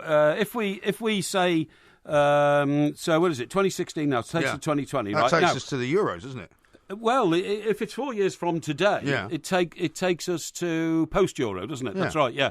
So, but then again, see, I don't agree with these 4-year contracts. That doesn't take into account any kind of re-examination of the position following the Moscow World Cup, following the Russia World Cup. Well, we don't know that. I mean, it could well be that inside of that contract There's it a says breaker there will be a clause. reassessment at some point Yeah, it could between be. 2018 and 2020. Could be. Also, presumably, over the course of time, and we understand there might be a press conference with Gareth Southgate tomorrow. Yes. As far as we know, there will be questions asked about, what is the expectation for the World Cup in Russia, because everybody has more or less assumed that England will qualify. That's right. Which I'm sure is Well, the of case. course we will. Which I'm sure is the Yeah, case. yeah. But what I suppose if you were at the press conference you would want to ask him is, has the FA given you any indication of how far you're supposed to get? Yeah. Obviously you'd want out of the group. You'd presumably want to get to, as we had the conversation about Brazil before, Yes. to at least the quarterfinals. Yes, yeah, would you? Yeah, of course you would, and you'd think, you'd like to think that the contract it contains some of those target aspirations. Yeah, You know what I mean? exactly right. But I'm not sure whether Now, will or what it not. doesn't contain either, this piece, is too many quotes from Gareth Southgate. But one of the quotes I'm surprised you haven't picked up on is his reassertion Yes. that he's enjoyed working with Well, the players. no- Because you've been banging on about this for a while. No. I had look. You read out the quote from Southgate, right? I wasn't going to go back over that as him as Glenn, but I was going to comment on that. I mean, I feel uneasy when people say, I'm getting the job done. I've thoroughly enjoyed working with the players over these past 4 games, and I think there's huge potential. But I think the enjoyment of your job is such a what's the word I'm looking for? I think it's such an unsure emotion I don't agree upon with you. which to base your employment. Well- I'm really enjoying the job. Well, I don't agree, because I think I'm in not the end... sure you should enjoy your job. Well, I know this is what you've said in the past, and I Yeah. think you're wrong about that, because I think one of the things that we've seen, certainly by looking at, say, Liverpool as the model, if you Yeah. like, Yeah. and Manchester United as the opposing side of the model, Yes. who do you think's a happier guy and getting better results out of his players, Jurgen Klopp or Jose Mourinho? It's pretty obvious to me that it's Jurgen Klopp, Well, who very clearly enjoys being manager of Liverpool. How do you know that? Well, you can He's tell never by said looking that. at him. He's never said that. You can tell by looking at him. He's beaming, he's laughing, he's Right. smiling, he's very charismatic. He's in a position through effort and reward to say to himself, yes, I'm currently enjoying the job. Currently enjoying the job. But you don't enjoy the job at the end of last season when he lost a final and Liverpool didn't make the Champions League and all that. So, to say I'm thoroughly enjoying the job, that is such a temporary emotion in a game like... I mean... Well, would you rather he didn't say anything about whether he was enjoying the job? Or would you rather he said, I find the job to be incredibly stressful, there's an awful lot of pressure on me, I know that, the newspaper's going to be all over me like a terrible thing all the time that I'm doing this job, and actually, it's not something I'm looking forward to. Well, I don't expect him to say that. What I expect him to say is, I'm aware of the huge responsibility of becoming the new manager of England. I'm going to give everything to try and turn this round. It is going to be a long road, because it is going to be a long road, because we've done so badly at the two past competitions we've been to. Yeah, the other question that will come up tomorrow, perhaps, which is what Nigel Adley raised with us earlier, is that his relationship with this guy, Dan Ashworth, is not the best. And he's the guy who's involved in the development of the team and the development of the strategy. That's right. And the development of where we go from here. That's right. You're absolutely right. But, this about, I've thoroughly enjoyed working with the players, as though... Well, I think that's important, isn't it? No. Because if he's saying that a qualification for getting the England job is that I thoroughly enjoy working with England players, well, I don't want those England players necessarily to thoroughly enjoy working with you, because I think you should be pushing them right to the limit. You should be asking more from them. You should be on their back here. Surely any footballer will enjoy working with a manager who brings success to the team. Well, we don't know if he's going to bring success to the team. Well, the FA seem to think he's been successful thus far. I'm not sure I agree with that. He hasn't played anybody worth... Well, he hasn't won every game either. You see what I mean? He got 2-0 against Malta. Exactly. He got a draw with Slovenia. Yeah, I always remember the famous story... And England against Scotland was not exactly a masterclass in football. No, it wasn't. I agree. The famous story Jeff Hurst told me, and he told me this at Wembley, actually, just before an England game. And he said that, during the very successful period between 66 and 70, because in 1970, of course, we had a great competition in Mexico and only went out to Germany, and a game we led 2-0. And during that period, they had an international game at Wembley, and then afterwards, all the players got together, the manager afterwards, and just having a cup of coffee or a drink or something. And Jeff got up and said, OK, chaps, I'm off. OK, Alf, thank you very much. See you next time. Yeah. And Alf Ramsey just nodded his head sagely. This was a man who 2 years earlier had scored a hat-trick in the World Cup final and said, perhaps, Jeffrey, perhaps. Yeah. And so what Alf Ramsey was doing a man of very few words. He was a man of few words, but he was keeping the team on their tenterhooks and not assuming anything. And he was saying, don't assume you're going to be in my next squad. Yeah. I judge you all on a game-by-game basis. Well, I would have to say that at the moment, that position that Southgate has now got is kind of unclear, because we've heard already that Wayne Rooney, he says, is still going to be the captain of England. Yes. I don't know how long that goes for. Does that mean he's going to be the captain of England going into the World Cup? Yeah, but he might have said that in the run-up to being appointed England manager, and he might now change his mind. He might now decide that he's in a strong... that wouldn't be a great start, would it? Well, he might now decide he's in a much stronger position in which to start dictating the law as he sees it, and not to perhaps have to compromise with, a particular point of view inside the FA. Yeah. He's now appointed officially the England coach. It's a very senior position. It's a very prestigious position in world football. And quite lucrative as well. Very lucrative, and he may now feel that he has added strength to, make decisions of his own. Yeah, and what about the backroom staff as well? Because I guess tomorrow he might reveal as well a bit more about that. But bringing somebody I think we know he's coming, don't we? The guy from Chelsea. The thing about bringing him in from Chelsea and saying that he's going to stay at Chelsea until the end of the season is not necessarily the best way forward, is it? Well, to be honest, I haven't got a problem with that. I mean, to start off with, we're not playing anybody of any consequence, until we get to Russia. I know we've got a friendly against Germany, haven't we, next year? Yeah. Which I think will be his first game. Yeah, Dortmund, 22nd of March 2017.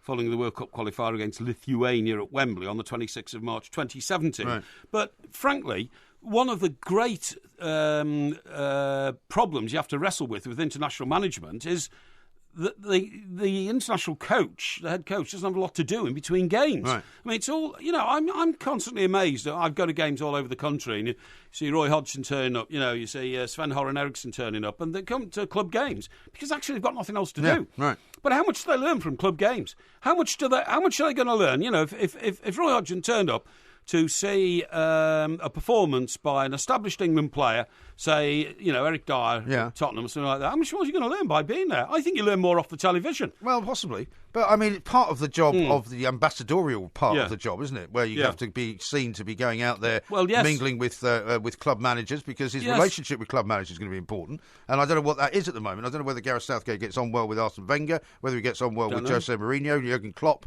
Pep Guardiola. Yep. He apparently sees John Stones as a big part of England's future. Yeah. So he may want to go and become, more familiar with the way that John Stones' improvement is going. But quite frankly, that's better done visiting their training camps during the week and going there and sitting down with, I agree with you, sitting down with, but you know what it's like, with though. Pep Guardiola and having a bit of lunch with him at the Manchester City training ground and talking things through. Surely it's easier to do it that way than, Southgate meets Pep Guardiola. Yeah, exactly. Than a quick drink in the, in the manager's office at the Etihad after the game. But again, you know as well as I do, part of it is the PR game. I mean, if you wasn't seen at any games on a Saturday afternoon or a Sunday afternoon up and down the country, people would say, what's Gareth Southgate doing? Yeah. Why is he not going to these games? Yeah, well, I mean, OK, I would say that instead of going to games in the English Premier League and watching established players who already knows their level of performance, wouldn't he be better off being in Spain, maybe, or being in Germany and watching games controlled by international coaches, by all foreign the international coaches are here. Some of them are, but the style of football in Germany, in Italy, in Spain is very different to in the English Premier League. Well, that's what I'm saying. I think he'd be better off doing that, because then he might go away and then decide, golly, I've come up with a few ideas here. I've seen things happening which I can bring into and include into my preparation for the England team. Yes, well, no doubt about it. No doubt he will be doing all of that. He should go to South America maybe and look at some games. Go and see River Plate, see how they play, see if they've got anything, any ideas to offer us. I hope you're happy to be paying for all this travel that he's going to be undertaking. The FA are a very wealthy organisation. Are they? Well, yes. we shall see. Gareth Southgate now appointed officially as England manager. We'll be talking some more about that, of course, throughout the day right here on TalkSport. This is TalkSport. We are the two mics, and of course, a drive coming up after us. They'll be talking an awful lot more about Gareth Southgate, who's been now officially named the England manager. Right now, though, it's time for us to go over to Brazil and talk to Tim Vickery to get an update on that terrible accident yesterday, the plane crash in Colombia, which killed more or less an entire football team. Chapecoense. Tim, good afternoon to you, but obviously a very sad time. Yes, it is. I remember our usual slot where we usually talk in the wee small hours of a Monday night. Yeah. I was with Jeff Peters this week, and we were building up exactly the game that was to be played tonight. The biggest game in the life of these players from Chapecoense, who travelled so happily. They travelled with a dream, and it was to be, in professional terms, the absolute high point of their careers, these two games. And tragically, destiny didn't allow them to fulfill that dream. I think at the time that myself and Jeff were talking about the game, I think the plane had just gone down. Right. It was a cruel morning yesterday. And as the news came in, and because the plane had come down in a fairly remote area outside Medellin, it was difficult to get solid news of exactly what had happened. So, and the family members of the players gathered at the stadium there in the city of Chapecó. And the first information that came through was maybe 25 deaths. So you're thinking at that point, well, maybe has the captain managed to make, the pilot, has he managed to make some kind of controlled landing? Yep. And, 25 deaths, around 80 on the plane. I had a mate on the plane, a journalist mate of mine was on it. And I sent him a text message saying, hang tough, we're all with you. But unfortunately, he was no longer with us. I sincerely hope that Paulo Julio Clement has gone to a better place. But that was cruel, the news that was coming through. And then the authorities were calling for people in that area outside Medellin with 4x4 trucks to come and help with survivors. So again, there's hope there that survivors are going to be ferried to hospitals. That there's going to be plenty of survivors. There was news that journalists were helping with the rescue mission. Now, did that include journalists who'd been on the flight, who were unscathed? We weren't sure about that. So it all came through slowly, and it all got worse until when it seemed there were only 6 survivors. Another body was found alive, Neto, one of the centre-backs from the Chapecoense team. So suddenly there's hope again for all those people. Maybe if he was still found alive, then maybe my husband or my mate or whatever will still be alive. And then one of the 7 who'd been found, the goalkeeper, Danilo, later died in hospital. And many of the 6 survivors, some of them face battles. One has had a leg amputated. So it got crueler and crueler and crueler as the morning went on. It also got very, very touching as the morning went on. Yesterday morning I was doing a TV show in Brazil with in a newsroom that was full of people who had lost mates, because this is not only the biggest tragedy in the history of Brazilian sport, it's the biggest tragedy in the history of Brazilian journalism. With lots. Because this was, I think I heard you saying this yesterday on TalkSport, the equivalent of the Europa League final here, wasn't it? That's right. Yes, yes. To be held over 2 legs. The first leg was going to be in Medellin tonight. Yeah. The second leg, now Chapecoense are too small to have a stadium big enough. So the second leg next week, they're such a small club, which is indicative of just how far they've come. How much this group of players had done. The regulations say that the stadium has to be 40,000 for a final. Chapecoense Stadium doesn't really hold half of that, so that they weren't even allowed to hold the home leg of the final in their home stadium. It is a small town, and they're the kind of place where everyone knows everyone and everyone knows the players. Yeah. And this group of players, 10 years ago, they weren't even in the 4 professional divisions in Brazil. No. They've made amazing progress. Like Castle Villa, the Scottish club here who came from nothing and rose up into the Scottish Premier League and then sort of a Leicester type story I think it's better than that. I mean, what I was going to say to you was, Tim, to put this into perspective, not many people alive now will remember the shock of the Munich air disaster, but is it that sort of impact on a continent? Yeah, I think it is, yes. And look at the way that Atlético Nacional of Medellin are responding to this. Atlético Nacional, the would have been the opponents of Chapecoense tonight and next week. Atlético Nacional are opening the doors of their stadium tonight at what would have been game time and telling their supporters, come and let's pay tribute to those who lost their lives. And that this was a proposal that first came from the players and has subsequently become an official request from the club. Can we give the title to Chapecoense? Now, that is, it works on 2 levels, that does. On the one hand, that's a symbolic tribute to those who've died, but it's also important in practical terms, because as winners of this trophy, if the South American Confederation accept this, as winners of the trophy, Chapecoense automatically qualify for next year's version of the Copa Libertadores, the main event over here, the Champions League equivalent, which guarantees them revenue. Yeah. And that will be important as they try and get the club back on its feet. I know that at this moment, that hardly seems like a priority. There are other priorities with healing those, treating those who have survived, identifying the bodies and getting the bodies back to Brazil for a funeral. But this gesture from Atlético Nacional really exemplifies the way that the global football community have come together. It has been very touching. And yesterday morning, as the news was only just coming through, as I was doing this TV show, we were getting all kinds of news that Real Madrid and Barcelona and Zidane talking about this in the press conference. Totally unforced, totally natural, totally spontaneous. But I think everyone from the football community can relate to this, because if there's one thing that footballers do, it's get on a lot of planes. That's right, and one of the things, one of the things, of course, that they do now as well is take an awful lot of selfies, and it's kind of bittersweet, isn't it, to see all the pictures of them on the plane before it took off, and pictures of them all lined up outside before they got on the plane. Yeah. And we're seeing all those pictures now, and knowing that an awful lot of the people in those pictures are no longer with us, and the terrible image as well of those 3 players who, for some reason or other, I think one was suspended, 2 were injured, didn't travel, sitting in an empty dressing room. Yeah. What a picture that was. Yeah, absolutely. The son of the coach didn't travel because he'd forgotten his passport. And what a story that is. So you get all of these stories, and the tragic one, the even more tragic one of one of the players, Thiaguinho, who had just found out that he was going to be a father for the first time, and real heartbreaking stories.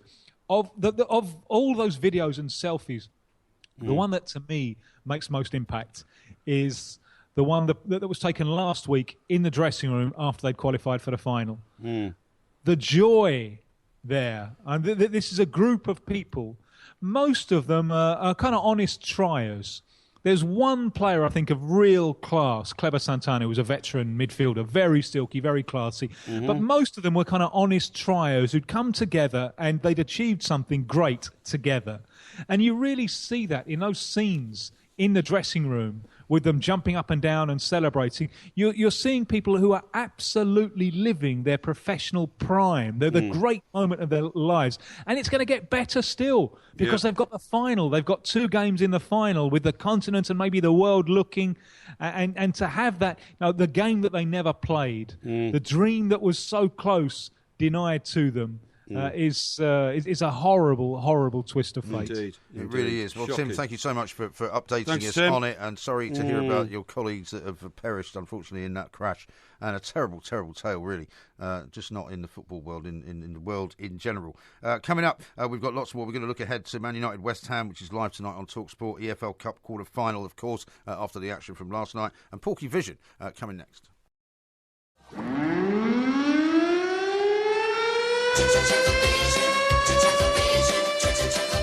As your TV reviewer, I can reveal there are no plans for a new series. Yeah, no, but wasn't there a previous series? Oh, hang on, wait a minute. It says here there might be a new series. What's the problem?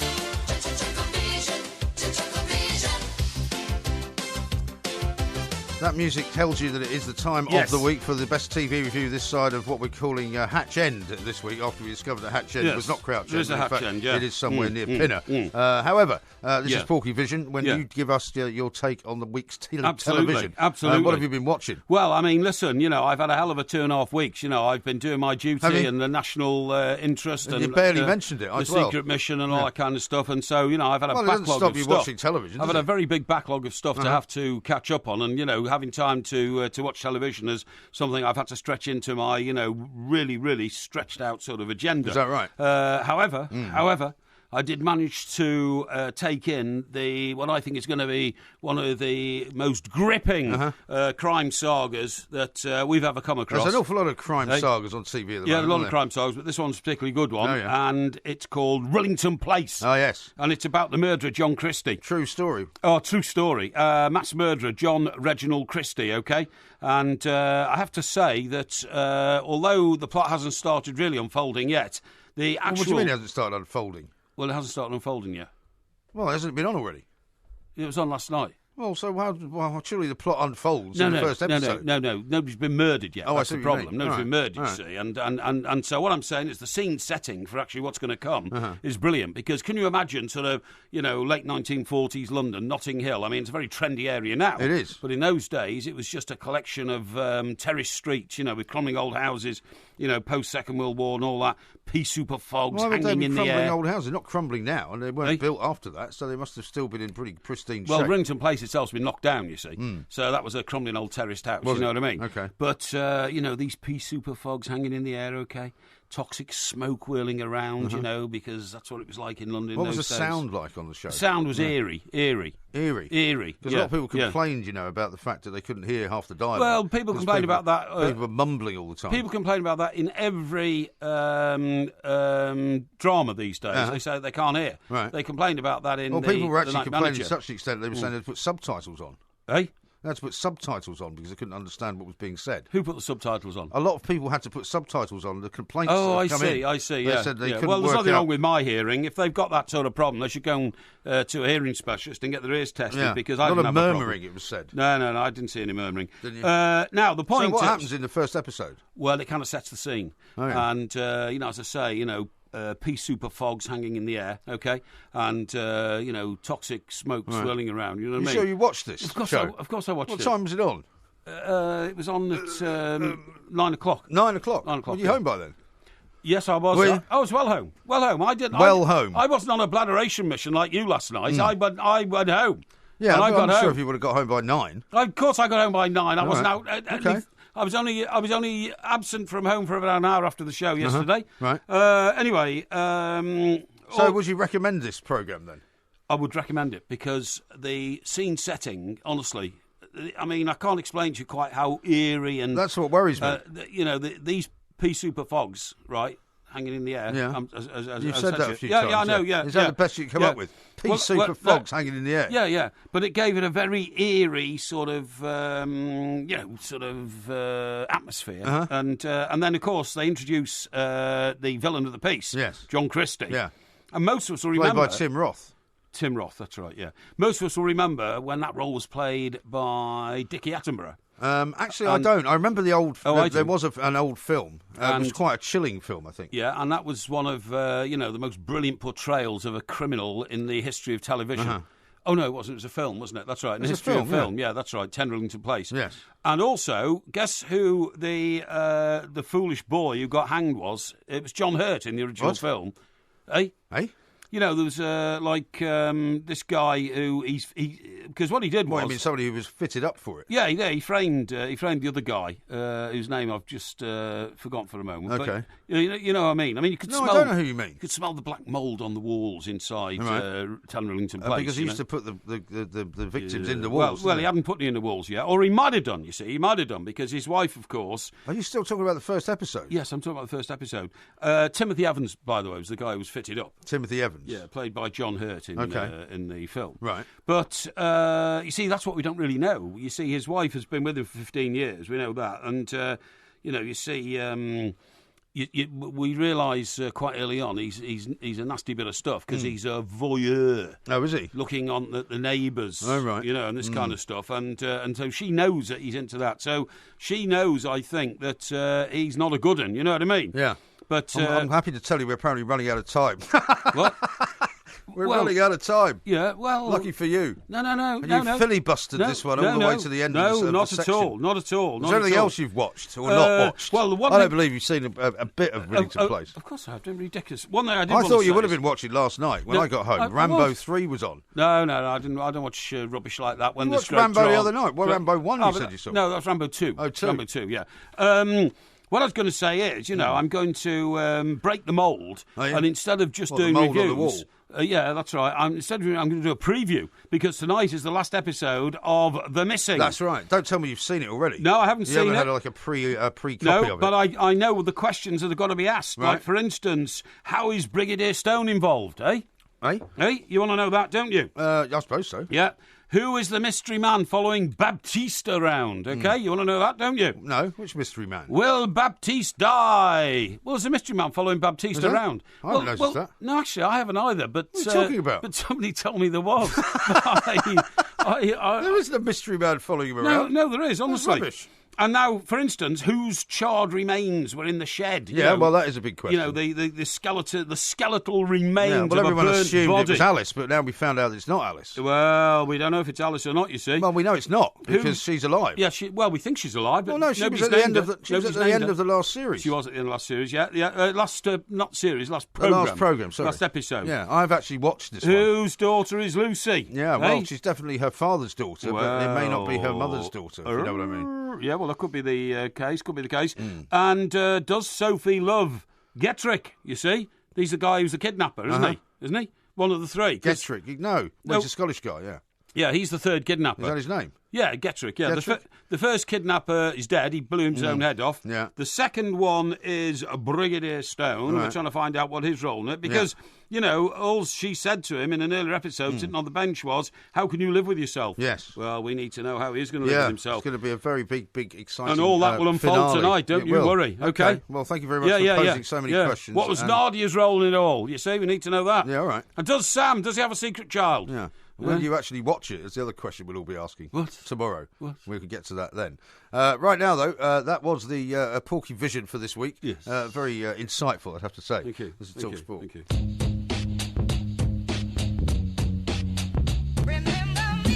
Manchester United won, West Ham United won at full time, and an extremely frustrating afternoon for Jose Mourinho. There is maybe reasons for express some frustration. We are playing so well, we are creating a lot of chances. I don't know what we have to do to win a game. We played 3 games there and we didn't lose. We could have lost any of them, including the one a couple of nights ago, but also we could have won. If we acquit ourselves like we did the other day and ride our luck like we did, hopefully we'll come away with a good result. The goalkeeper is going to have to come out of his penalty area. Oh, he's missed it completely, and Rashford has got hold of it. He's ran past him and slammed it into the empty net. Curling shot, he can't win it. Dimitri Payet with a trademark free kick. Tries to set up Herrera, goes down, comes to Mata, tucks it in the near post. One Mata drives it home for Manchester United. Shot comes in, West Ham score. It's 2-0. Ball picked up on the far side, and then Milson Fernandes makes it 2-0.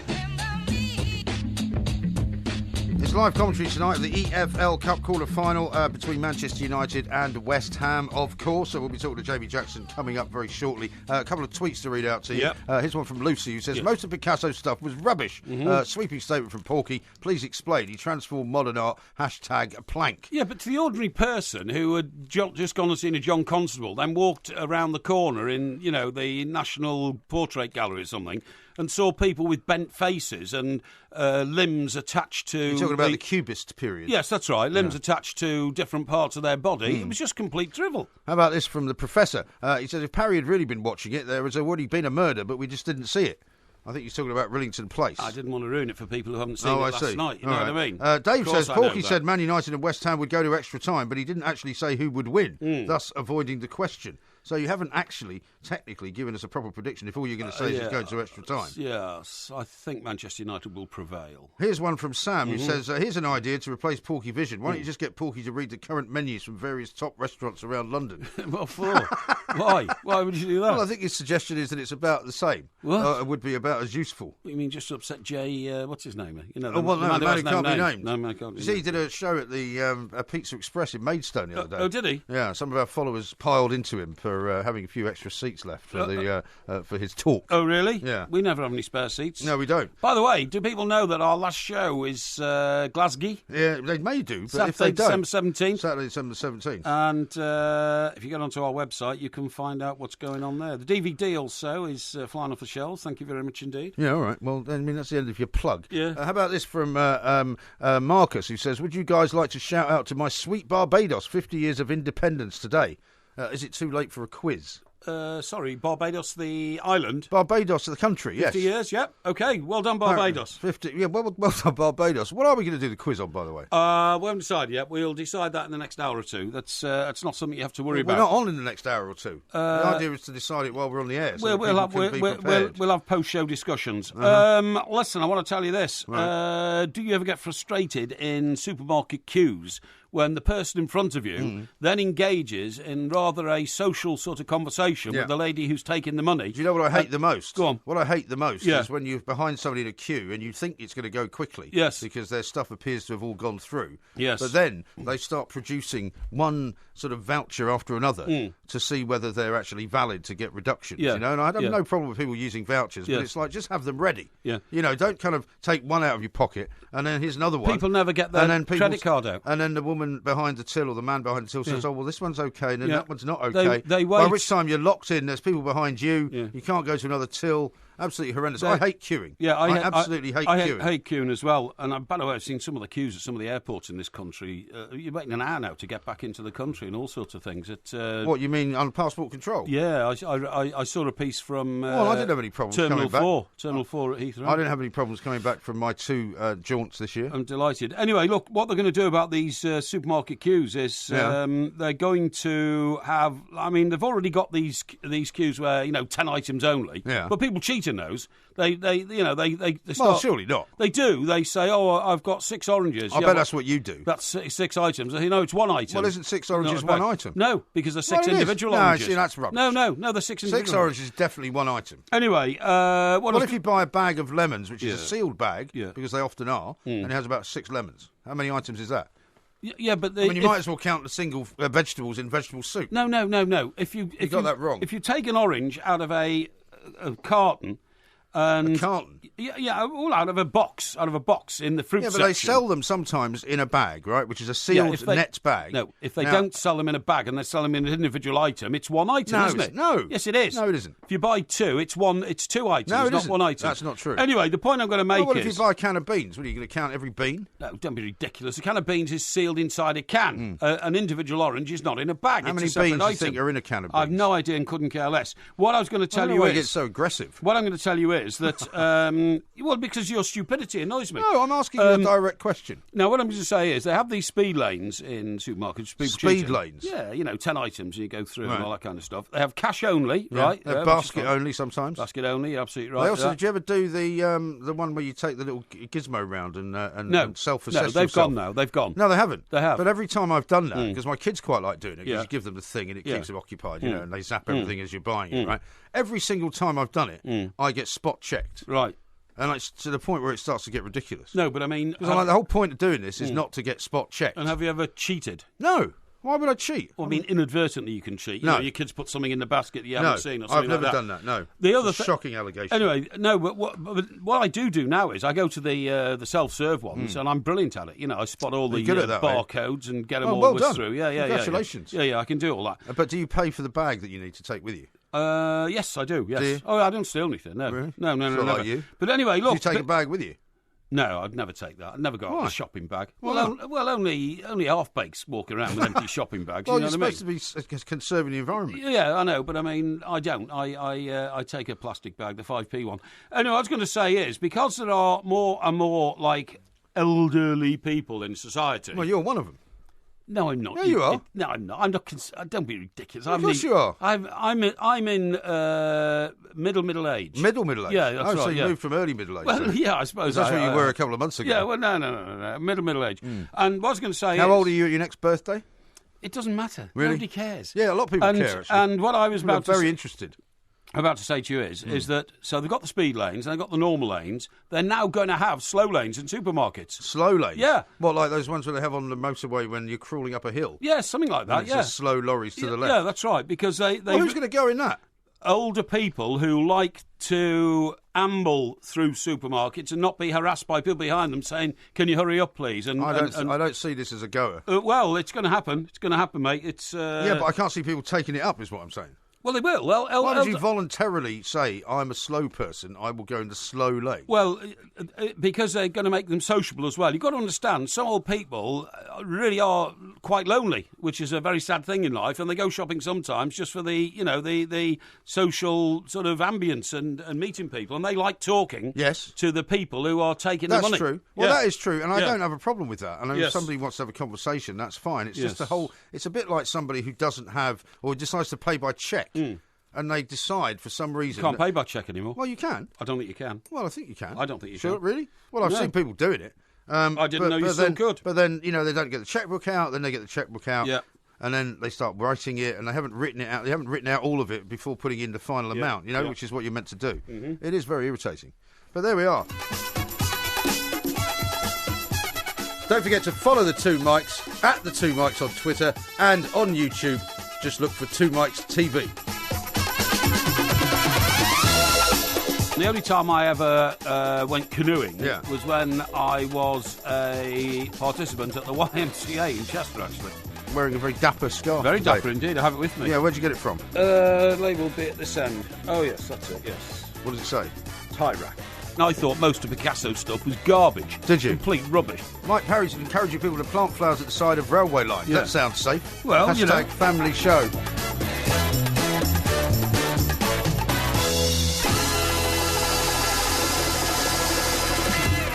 What I did is I had to give up